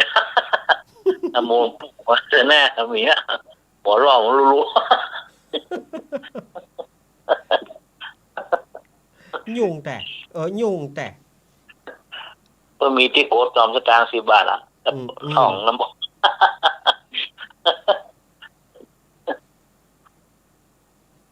เนี่ยเสื้อเปียกหมดอ่ะกุ้งไก่ แต่ก่อนแต่ก่อนนี่มีละครคณะอะไรหยังแต่ก่อนที่อันไปอยู่ในตู้เพลงเปิ้นแปลงตู้เพลงแล้วไปอยู่ในตู้ก็ขอสตางค์ขว้างติดหัวมันปอกกันเนาะห้องเพลงออกมาห้องเพลงออกมาก็ขอสตางค์ขว้างหัวมันปอกฮาดีอะล่ะ โหตู้เพลงอย่างห้องมันนั้นแผ่นเสียงมันอ่านมาอย่างอีหรอ ฟังไปอยู่ไปมาขอสตางค์ขว้างหัวมันเนาะเข้าห้องเพลงจบพอเสียงแหบเสียงห้าโหนหาจะออกแล้วโหนว้าไปอยู่เปิ้นแปลงตู้เพลงสมัยก่อนเปิ้นจะมีแผ่นน้อยแล้วเปิ้นจะเอาเพลงอย่างเปิดสตางค์ขว้างงั้นเนาะกดเปิ้นกดไปตามเบอร์เพลงนะเปิดสตางค์โจ่งป๊อกมันจะมีอันนั่นหรอหมอนั่นมันกับบะฮู้ภาษาภาษีมันเปิ้นแปลงตู้เพลงมากับแปลงตู้เพลงยอบคนไปใส่ในหั่นสตางค์ขว้างป๊อกอะไรโหตู้เพลงอย่างอ่านไปโหปัจจัยไว้มันอันนี้มันเลอไปหน่อยเข้ามันฮ้อนน่ะจอกไปแล้วฮ้อนแตกกันตึ้งอันนี้ก็มีเรื่องหนึ่งอันนี้นะ เป็นเจียมันจะแต้บะแต้ว่าเปิ้นเหล่ามามีคนมีคนไปซื้อโลงศพมีคนไปซื้อล่องเรื่องมัน ขอสมภารหน่อยครับ มีคนไปซื้อล่องแล้วทีนี้ว่าซื้อล่องมาละพอซื้อล่องมาแล้วก็ทีนี้ฝนมันตกไอ้คนหนึ่งกับมันเล่นพี่เลนน่ะคนหนึ่งซดเข้าไปนอน มันบาล่างจะดีนอนเนาะคนหนึ่งซดเข้าไปนอนในร่องแล้วทีนี้คนโดยสารตะโลดขอไปตัวเรื่องมันขอไปตัวคนเอกะทีนี้ฝนมันตกก็นั่งรถไปดีๆแถมก้ำกับหมอที่นอนนั่นน่ะมันจะว่าฝนจะย่างกับบะย่างเอกะงะเอกะงะฝาร่องคนโดยสารโดดตายคำตี้คนโดยสารโดดโอ้โต๊ะข้างล่างหลังเรือเนาะโต๊ะอะไรเนาะฝนย่างหรือยังเอกะงะเอกะหรือว่ายังเฮาก็เหมือนกันนะถ้าเป็นยังเฮาเขาก็โดดเหมือนกันนะเนอะครับเฮาก็โดดเหมือนมันก็บ้าล่างที่จะไปนอนเนาะของบ้าล่างดีนอนเนาะไปนอนย่างนายฮั่นไม่โลฝนเนาะฝนตกเลยเนาะทีนี้ฝนย่างหรือยังฮะงะว้าไอ้ก็ไปเอกะ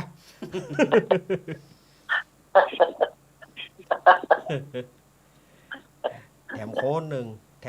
เข้าในเวียงไปกินก๋วยเตี๋ยวเข้าไปถอกน้ำปลาหรอสมัยนั้นน้ำปลากากุ้งแดงหูมันถ้าจะใหญ่ไปถอกวาบเอกะโปดโตมันกินมาได้แล้วมันเกมบาจ้างเนี่ยใดเนาะเอาขยักเข้าก็อยากสตางกลมปอโลโขนหน้าแข่งเข้าใส่โลโขนหน้าแข่งเข้าใส่แปะมาพอนี่เหรอยังซกกระปกนี่เอกไปหอนเข้าใส่ไอ้ยามันมีอะไรยังไงอย่าล้างไปเดี๋ยวอ้วนจะทำให้ฟรีๆมันได้กินเนาะ น้ำปลาหูมันให้ย่อยเนาะโจ๊กโลกวากสมัยนั้นเป็นน้ำปลากากุ้งเนาะน้ำปลากากุ้งแดงเด็กควายย้อนโตเนาะน้องปอรอกุ้งแดงน่ะ2 บาทแลกขวดสมัยก่อนน่ะ2 บาทแลกขวด2 บาทแลกขวด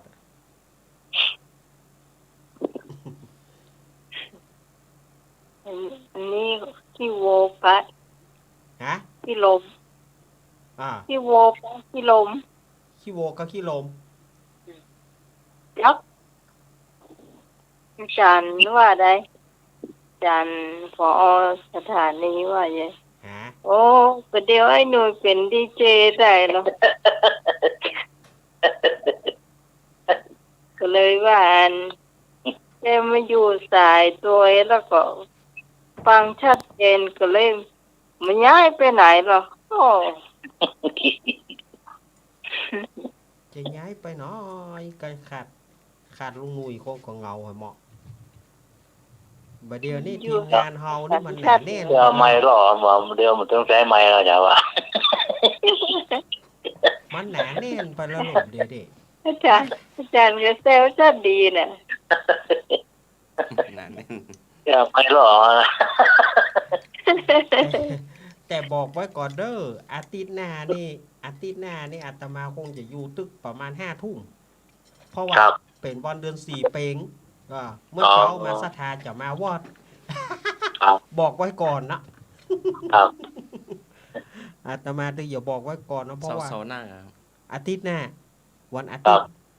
เพราะว่าวันจันทร์ไปวันเพ็ญเดือนยี่หรือว่าวันเดือน4เปงเนาะเดือน4เหนือเดือนยี่ใต้แล้วดอกมีเผียปูนนะป่นตาลข้าวจีข้าวหลามเป็นยังเป็นยังเป็นยังความจริงก็ง่อมนะเฮาออกไปแล้วบางทีเฮาจัดเกิงกลางหางแม่นี่นะบางทีมันก็ไปง่อมเหรออีดูเปิ้นไว้ละเปิ้นไว้เนี่ยมันก็จ่อยนี่นะมันจะได้กับหมู ครับ ถ้ากลัวลูกก่อยกับปุ๊กแล้วแกเอากะ ก็ถูกกันนะมันถึงได้ปลูกอยู่ดีนั่นนอบาเทงบาเทงบาเทง บาได้เถียงยี่เนียนมารับมานอนเนาะ ฮะ เจเจ เป็น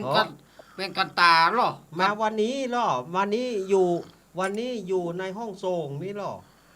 อ๋อ ในโทรศัพท์ ถ้าอยู่คนเดียวนี่รับวะเนาะ ถ้าในโทรศัพท์ก็ไปมี เป็นกันตาเหรอกันตานี่เราไปได้ รับมาด้วย วันนี้ไปรับเฝ้าอยู่ประตูวัด ฮะ เฝ้าอยู่ประตูวัด วันนี้ไปรับ น่ากลับไปเฝ้าอยู่ประตูวัดปากทางเข้าวัดเนาะ ก็บ้านก็บ่ได้อ่ะก็เดี๋ยวอาจารย์สมองผมมาตรงนี้นะผมมาตรงนี้เอาเนี่ยดักไปเจ๊ไปอยู่หน้าไปอยู่ปากทางก็บ้านจะไปทางใดบอกหูอ่ะไอ้เฮาก็บ่หานเนี่ยเนาะ ครับ เฮาก็สัมหานเนี่ยเนาะอาจารย์อยู่ไหนตรงนี้นะครับแต่พระเจ้าตนหลวงอ่ะจะไปยังปูน ไอ้เฮาก็ซ้ำบอกหูเรื่องเนี่ยเนาะเป็นทางเดียวกันนะครับ ว่าเป็นทางเดียวกันไปว่าป้ายเปิ่นมีห้านพระเจ้าตนหลวงแล้วอาจารย์สมัครบอกว่าผมไปอยู่หน้าวัดพระเจ้าตนหลวงเอาอยู่ก็เลยกะเห็นยับพูดเข้ากรุง สมัครถึงได้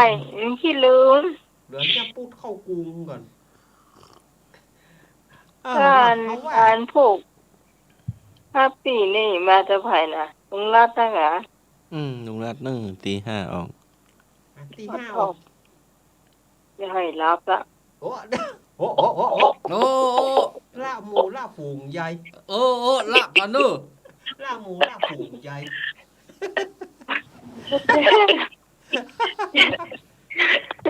ละหมูละฝูง ตัวหน้าสื่อล่ะตัวไม้หน้าสื่อล่ะ เพื่อลงทางเนาะเพื่อไป เผื่อไปจะเมื่อเนอะ เผื่อไปสันเมือง พีเอสท่านกาได้ GPS ฮะเอาเน้นน้อยมาตัวเผื่อขนครัว GPS เนาะ โอ้จะตื่นมาห้องนะ จะไป โอ้ต้องห้องลูกก็โอ้ย โคตรลูก ดูกล้องดู โคตรลูกอ่ะตึกอะไรก็โคตร ไม่ลูกก็โคตร ไม่ลูกก็โคตรโคตร นู้ ลูก จะโคตรก็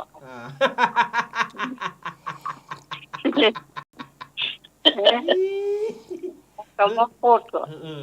ไม่ลูกก็โคตร มั่วมั่ว จะเที่ยงคืนแล้วเนาะจะเล่านิทานต่อหรือว่าจะได้ ก็จะไปเล่ามันไม่ทันแล้วอ่ะเอาบล็อกกอกแกกไปอ่ะเอาบล็อกกอกแกกไปมันป้นเวลาเหียพ่อจะเล่านิทานกบตานแล้ว โอ้เป็นเล่า บ่เล่าละแน่กะผู้ดำเนินรายการวุ่นวายได้เฮาก็อ่านกันเนาะผู้ดำเนินรายการยังจะหนีแล้วนี่ ครับ ผู้ดำเนินรายการจะหนีแล้วเนี่ยละลูกน้องเป็นบลองอันเพราะว่าละลูกน้องเป็นนั้นบ่ห้อยน้อยจาเนี่ย เป็นพวกแต่ละคนก็จะลูกเจ้าเหมือนเนาะ ครับบ่ห้อยน้อยจา พวกอาตมาจะมาเข้าตี 5ถึง 6 โมงแล้วก็ต่อไปท่านมหาสมชาติชาตาปัญโยจะมาต่อ 6 โมงถึง 7 โมงแล้วภาคสนามจะเริ่มกี่โมงบอกหัวเนอ สนามคงจะเริ่มคล้องอย่างคงจะมีหมดแล้วก็เนาะ อ๋อนั่นโน เตรียมหมดแล้วก็ ผู้นี้ผู้ใหญ่บ้านกับชาวบ้านก็จะมาเลี้ยงส้มตำเนาะ อ๋อครับ แล้วก็ผู้ใหญ่บ้าน ไม่หลวงครับ เจ้า ตะกี้แม่จอนที่อยู่สันติธรรมเปิ้นเอาน้ำขิงมาถุงหนึ่ง อ๋อครับ เมื่อตอนนี้นะครับ ก็เอาน้ำขิงมาถุงหนึ่ง ลุงนุย โอ้สาธุครับสาธุ แม่จอน ลุงนุย แล้วก็จะบอกนะ ลุงนุยฮู้จักเปิ้นบ่ครับ หมูจ้าครับมันกว้างครับสายรามอ่ะก็อยู่โรงแรมโม มันกว้างไงเนาะ ครับ กับพ่ออย่างนั้นที่อยู่แถวอุโมงค์เนาะ ไหน พ่อ พ่อที่นั่นน่ะ ครับ จ้าสวัสดีเจ้า ประกาศไปแล้วเหรอน มัสการครับปลูกแฟนพันธุ์แท้ครับ ขอบคุณ ลาเลยบ่ ลาเลย ลาเลยบ่แล้วก็เดี๋ยววันพุธจะได้ไปเจ้าลาเลย น่า ลาเลย ขอให้พุทธบริษัททั้งหลาย มีอายุ มีวันนะสุขาพระขอเจริญพร แต่กรรมนี้นะมันไปขอตัวเจ้าด้วยเหย อย่างใหญ่บะเดนี่ มันแข็งใหญ่เนี่ย บะเดนี่เจ้าบ้านป่อนปอนให้ทุกเจ้าก็ว่าทุกเจ้าป่อนปอนให้เจ้าบ้านบะเดข้าปวดหัวอันนี้ไง ผู้เจ้าบริษัททั้งหลายแล้วก็เจริญพรมีไหนอ่ะ มีสายมาเด้อ มีสายเข้ามา เจ้าสมัย เจ้า มาตีห้าตึ้งข้าวตัน ฮะ มาตีห้าจะนึ่งข้าวตันก่อนนี่ แม่แดงยายแดงเนาะ ยายแดง เจ้าย ายแด ไป ง ขับตามท่านสมัครน้อยไปลูกจ้า ค่อยๆไปกันแม่ค่อยๆเตียวไป แดงสวัสดีปีใหม่ครับ ฮะ ยายแดงสวัสดีปีใหม่เนอะลุงหนุ่ยว่า โอ้สวัสดีปีใหม่เหมือนกันเน่ ครับ อู้นักก็ครูก็หมอเรื่อง หูกะ อู้เนาะ หูฟังได้อยู่สบายมาก ฟังกันท่านตมาก็มาตีห้ามาโอ้ตะออนจะติ้งเข้ากี่โมงนี่ไอ้เนาะ เฮียแล้วก็ว่าเฮียก็พายไปตูนอยู่แต่มันหนาวบ่ย่า มันแห โอ้โหยังเหมืออยู่อ่ะ มากี่โมงแต่ ก็ไป7:00 ป่ายเพิ่มไหม เดินมองไปเนาะ ครับ ก็เดี๋ยวตีห้าแต่ก็เดี๋ยวอ่อนนึ่งข้าวเนอะ ครับ ขอบคุณยายแดง แม่แดงมีอย่างพ่องวันนี้ ฮะ มีอย่างเล่าพ่องวันนี้ นี่ยังก็ นี่มีอย่างเล่าพ่อง วันนี้ ก็มีอ่ะ บ่มีเตื้อน กไอ้ยังมีเพื่อนนั่งที่สุดอ๋อ ไอ้ยังก็ ก็ยังมีเพื่อนนั่งที่สุดอ๋อน กอันอย่างมีเพื่อนนักที่สุด เจ้าน กหัว เดี๋ยวกันเฮ้ยายแดงตอบก่อน นกนก จะมาได้ขึ้นไปอ่ะ นกไอ้ยังมีเพื่อนนักที่สุด นกมือหนูมีปีกอะ นก นกธรรมดานะ นกธรรมดา นกหัวข นั วาน กอย่างอ่ะ นกกระเวา โอ้ใช่ นกกระจอก ถูกต้อง นกกระจอกจ้ะ โอ้ นกกระไทยไม่ค่อยมีเพื่อน ฮะ นกไอ้ยังไม่ค่อยมีเพื่อน อ๋อ น้ำไหม นกตะ เจ้า กู ก็เดี๋ยวแม่ถามกล้องเนอะ เจ้าเอาทำเลย คนมันยะนานะไม่มามีลูกว่ามีเมียได้กินข้าวติดคนข้อก้อนเปิ้นน่ะ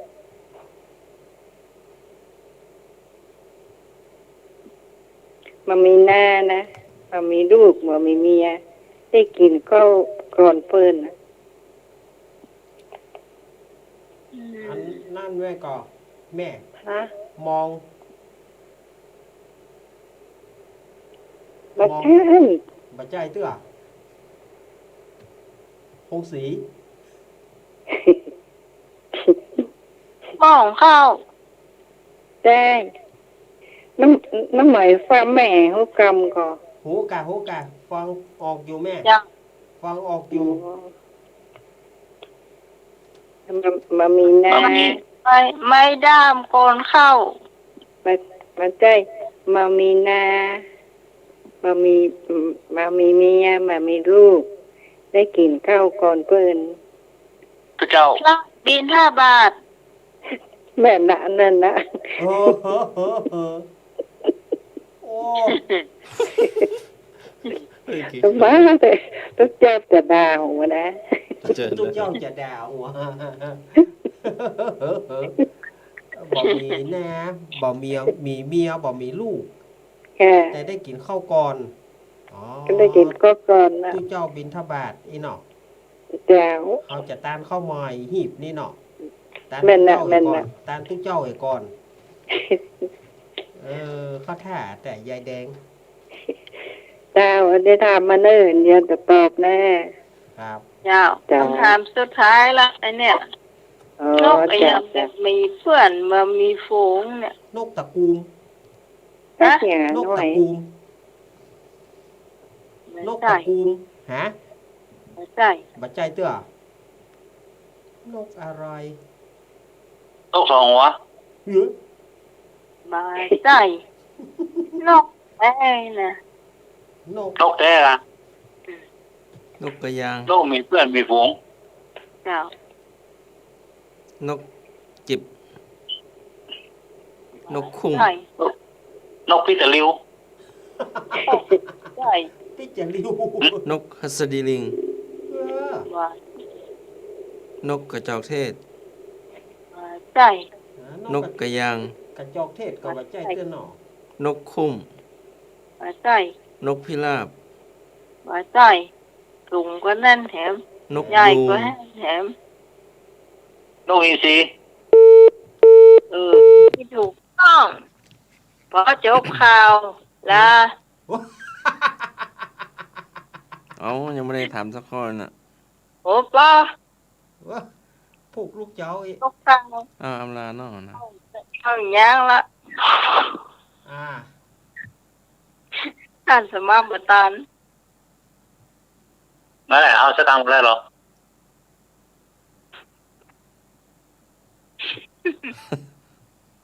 อะไรนะ สักข้อก็ได้ ฮะ ฝากเลย อะไรนะ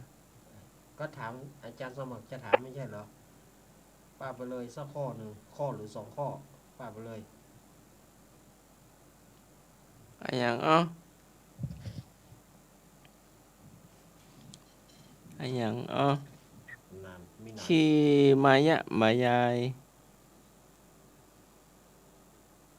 อะไรอย่างอ้อขี้มายะมายายขี้อย่าง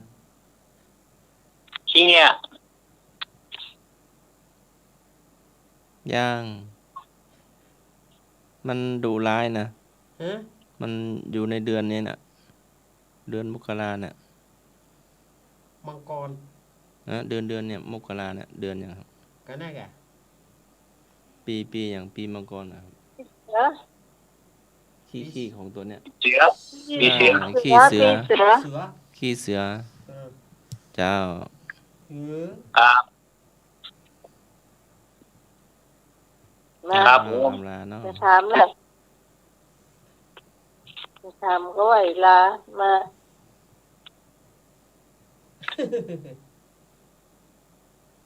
ปัจจัย1 2 3 4 5 6 เหนียวโรคของยางเลือดไข่บ่ค่อยได้ นกที่ไผ่บ่ค่อยได้ ครับ เข้าอะไรอ่ะ อ้อจังกันได้ละนกนี่แหละ เออ เรื่องไผ่เรื่องเบาละ นกอะไรนะ เรื่องบ่ได้ก็เบาแต่มสตางค์คือเรื่องเบาอ่ะนก นกอะไรที่คนไม่ต้องการ ครับ อืม ตางค์คือเป็นหมื่นก็เบาอ่ะเขาว่าดู ข้อน กอีกา นกหัสดีลิง นกอีเล ใช่ อ้าวมีสาย น มาก นะ ส่งหัว นกสองหัว ครับผม ยายแดงเนาะ นี่ไผตอบนี่ ยายแดง ยายแดง ยายแดงตัดมาแล้ว แดง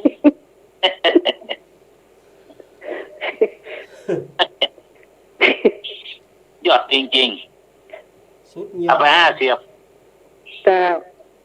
เข้าบ้านมาได้กะ นะครับ เข้าบ้านมาได้กะ ครับ เจ้า อำลาเนาะ ครับ ไปตื่นเช้า เอา แล้ว เอาไปแดงปันปอหน่อย แค่แรง ว่าไปแล้ว ยายแดงวางไปแล้ว ครับโบราณแล้วเนาะ ครับ วางเสี่ยมมารับมานอนเสื้อเจ้ามาลานก่อนเนอะ053226058เจ้า 226 058 หมายเลขเดียวเพราะว่าเห็นเบอร์น้องหมายเนี่ยปิดละ 053226058อ้าวฝ่ายมาลากันกันเนอะวันนี้มาลากันก่อน เจ้า ทำไม เจ้า สวัสดีปีใหม่ทุกคนเนอะ ครับ โอ้กบของมันเรื่อง หูแม่หูกะ ไปทำหู ไหว้ตาเนอะเจ้า ครับ ทุกโถนทุกองค์เนอะ อ้าว วันดาพรดีพวกนี้มาไปทำบุญด้วยกันเนาะ พรุ่งนี้ทำบุญด้วยกัน เจ้า ครับ ฝากน้องหมายใจ แม่เนอะ ฮะ อังมูลเนอะพวกนะ เจ้า อืมขอบคุณ มาใครจะมา ฝ่ายจะมาลา ลา แถม ขอเจอแม่เจ้า แม่พรแม่บุญฝ่ายจะมาลาวันนี้ แม่บุญรับแล้วกันแม่จันติ๊บหายเซฟเนอะวันนี้นะ ยายพรถ่ายแซฟเนอร์ ยายพรนี่มาอ่านละรับแล้ว นอนหลับแล้ว ยายพรนี่ขึ้นเงินใหม่แล้วรับแล้ว ฮัลโหล พี่กรณ์จ้าขอให้ทุกคนมีความสุขนะจ๊ะนมัสการอันเล่นรักจ้านมัสการ สวัสดี การสมัครจ้า เอินพ ไอ้ ร หน่วยเห็นไอ้หน่วยแล้วจ้า แล้วเป็นไง เป็นไง เห็นแล้วเป็นไง รอขนาด ที่นอก กินข้าวมันลงไป7 วัน ขอให้ทุกคนมีความสุขนะจ๊ะอย่าเจ็บอย่าจนรวยๆทุกคนนะจ๊ะ โอ้ ขอให้น้องใหม่มีสุขภาพสมบูรณ์แข็งแรงจัดอาจารย์ไปมันเมื่อนานๆนะจะคอยฟังอยู่เนาะถึงฟังที่หลังก็เนาะจะเป็นเพื่อนไปเนาะ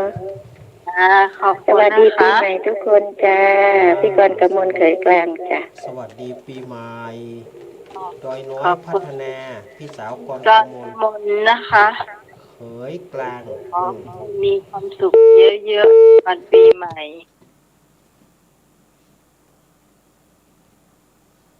แม่บูนมาลาก่อนแม่บูนฟังนอนเตื้อ ค่ะ แล้ว มีพายหัว จะต่อไปเนาะไอ้ลูกเจ้า ถ้ามารับก็มาเนอะ ไอ้นึก ถ้ามาก็เป็นไอ้หนุ่ยเนอะ ไอ้นึกมาเลย ถ้าบ่รับเตื้อนะ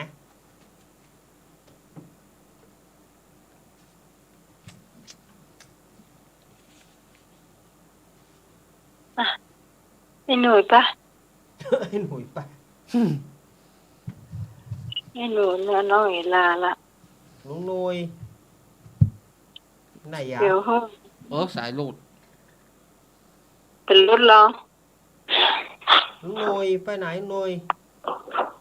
ครับผม เอ้า ลาก่อนเดี๋ยวน้อง ลุงหนุ่ยมา ครั ลา บ ก่อ ครับ น นักการข้าอาจารย์ครับผม ครับ สมาครับผม เจ้า อาจารย์ยิคุณครับอาจารย์นวัฒน์ครับอาจารย์เอาล่างนะครับผม ครับ ครับวันนี้พี่สมัยนะครับ จ้า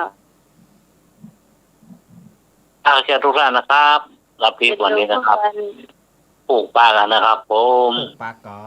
น วันหกตักกันเนาะน้องหนุ่ย ค เนาะ รับครับ ก็เดี๋ยวเพื่อนท่านสมัครเนาะปิดรายการเนาะสำหรับค่ำคืนนี้ขอบคุณคุณผู้ฟังทุกเสียงทุกสายที่มาช่วยกันจัดรายการธรรมะใครเกิดในเจ้าเราจะมาพบปะกันใหม่ในคืนพรุ่งนี้ในเจ้า3 ทุ่มถึงเที่ยงคืนสำหรับวันนี้ข้าเจ้าพร้อมทั้งทีมงานเจ้าลาคุณผู้ฟังไปก่อนปะกันใหม่ในการถ่ายทอดสดวันพรุ่งนี้นะเจ้าทีมงานธรรมะใครเครียดนะเจ้าเราจะทอดผ้าป่ากันพร้อมทั้งทำบุญสถานีนะเจ้ามาพบปะกันได้ในวันพรุ่งนี้สำหรับวันนี้ขอลาคุณผู้ฟังไปเพียงเท่านี้ก่อนสวัสดีเจ้า สวัสดีพี่พิสมัย ครับ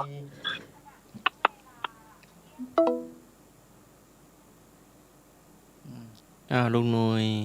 หน่วยลาแล้ว พระอาจารย์สามเณรเอาละ ใต้สุดนี้อาตมาภาพ ขอนำรายการธรรมะคลายเครียดอำลาสถาญาติโยมไปก่อน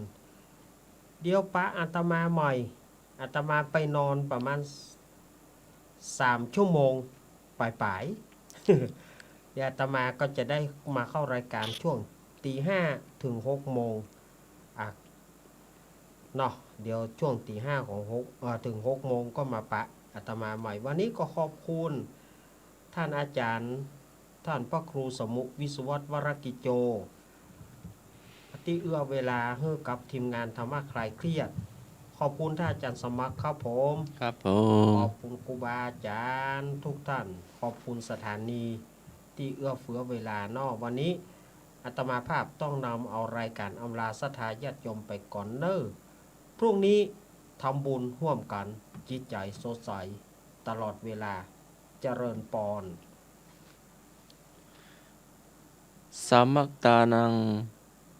ตาโปสุโขความเพียรของผู้พร้อมเพรียงกันยังความสุขให้เกิดขึ้น ขอกราบนมัสการและขอเจริญพรหนุ่มเจเจอำลาเนาะ ผมขอลาไปก่อนเนาะคืนวันพุธก็ปะกันเนาะครับ ผมขอลาไปก่อนขอลาอาจารย์สุวัฒน์กิจโจเฮาเหมือนกันนะครับ ผมขอลาอาจารย์สมัครเฮาเหมือนกันนะครับ เจริญพรหนุ่มเจเจ ผมขอลา พี่ฮิตสมัยเหมือนกันนะครับพี่ฮิตกับลุงหนุ่ยเหมือนกันนะครับลูกเจ้าพกโตนที่ฟองขึ้น104ในเวียงเนี่ยนะขอลาไปเหมือนกันนะครับขอกล่าวว่าสวัสดีครับครับขอบคุณครับ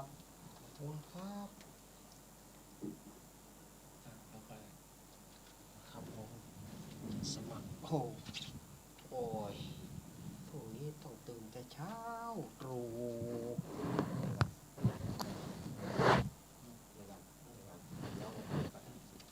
ขยับก่อนนี่นัดบังลับนี่นัด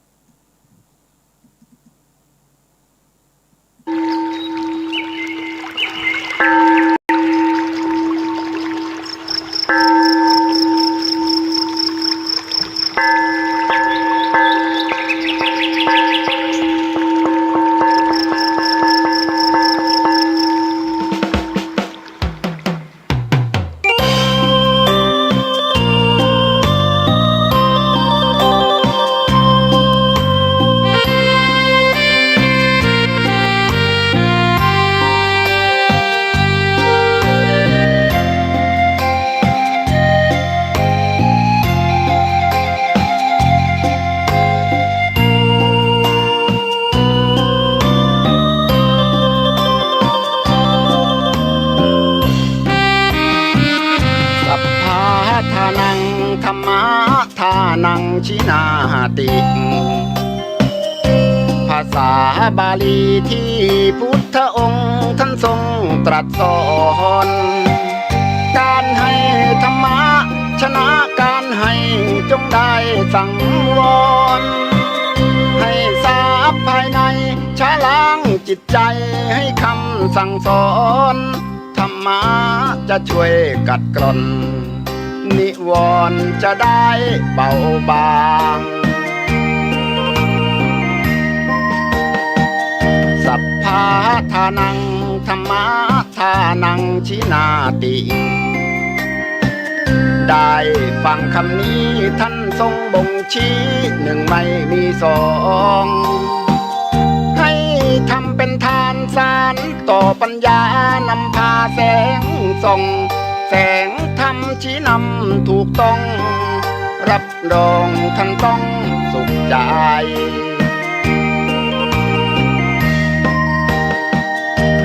โลภโกรธหลงปลงเสียบ้างมาสร้างกุศลอย่าหลงวังวนคิดสร้างกุศลผลบุญยิ่งใหญ่ร่ำรวยล้นฟ้าจำไว้เถิดว่าไม่ช้าต้องตายศีลธรรมชี้นำสุขใจยามตายจะได้หลับตา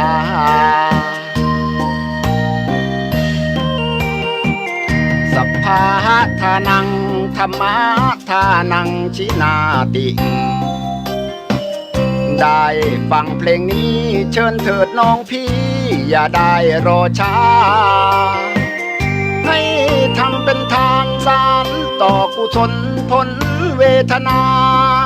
ชาตินี้หรือว่าชาติหน้าเกิดมาดวงตาเห็น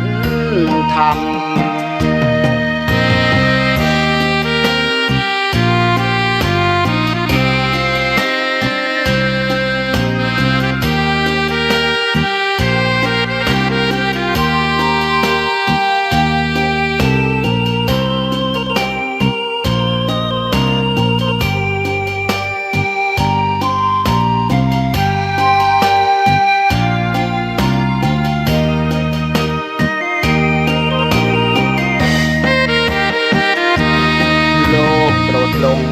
ปลงเสียบ้างมาสร้างกุศลอย่าหลงวังวนคิดสร้างกุศลผลบุญยิ่งใหญ่ร่ำรวยล้นฟ้าจำไว้เถิดว่าไม่ช้าต้องตายศีลธรรมชี้นำสุขใจยามตายจะได้หลับตา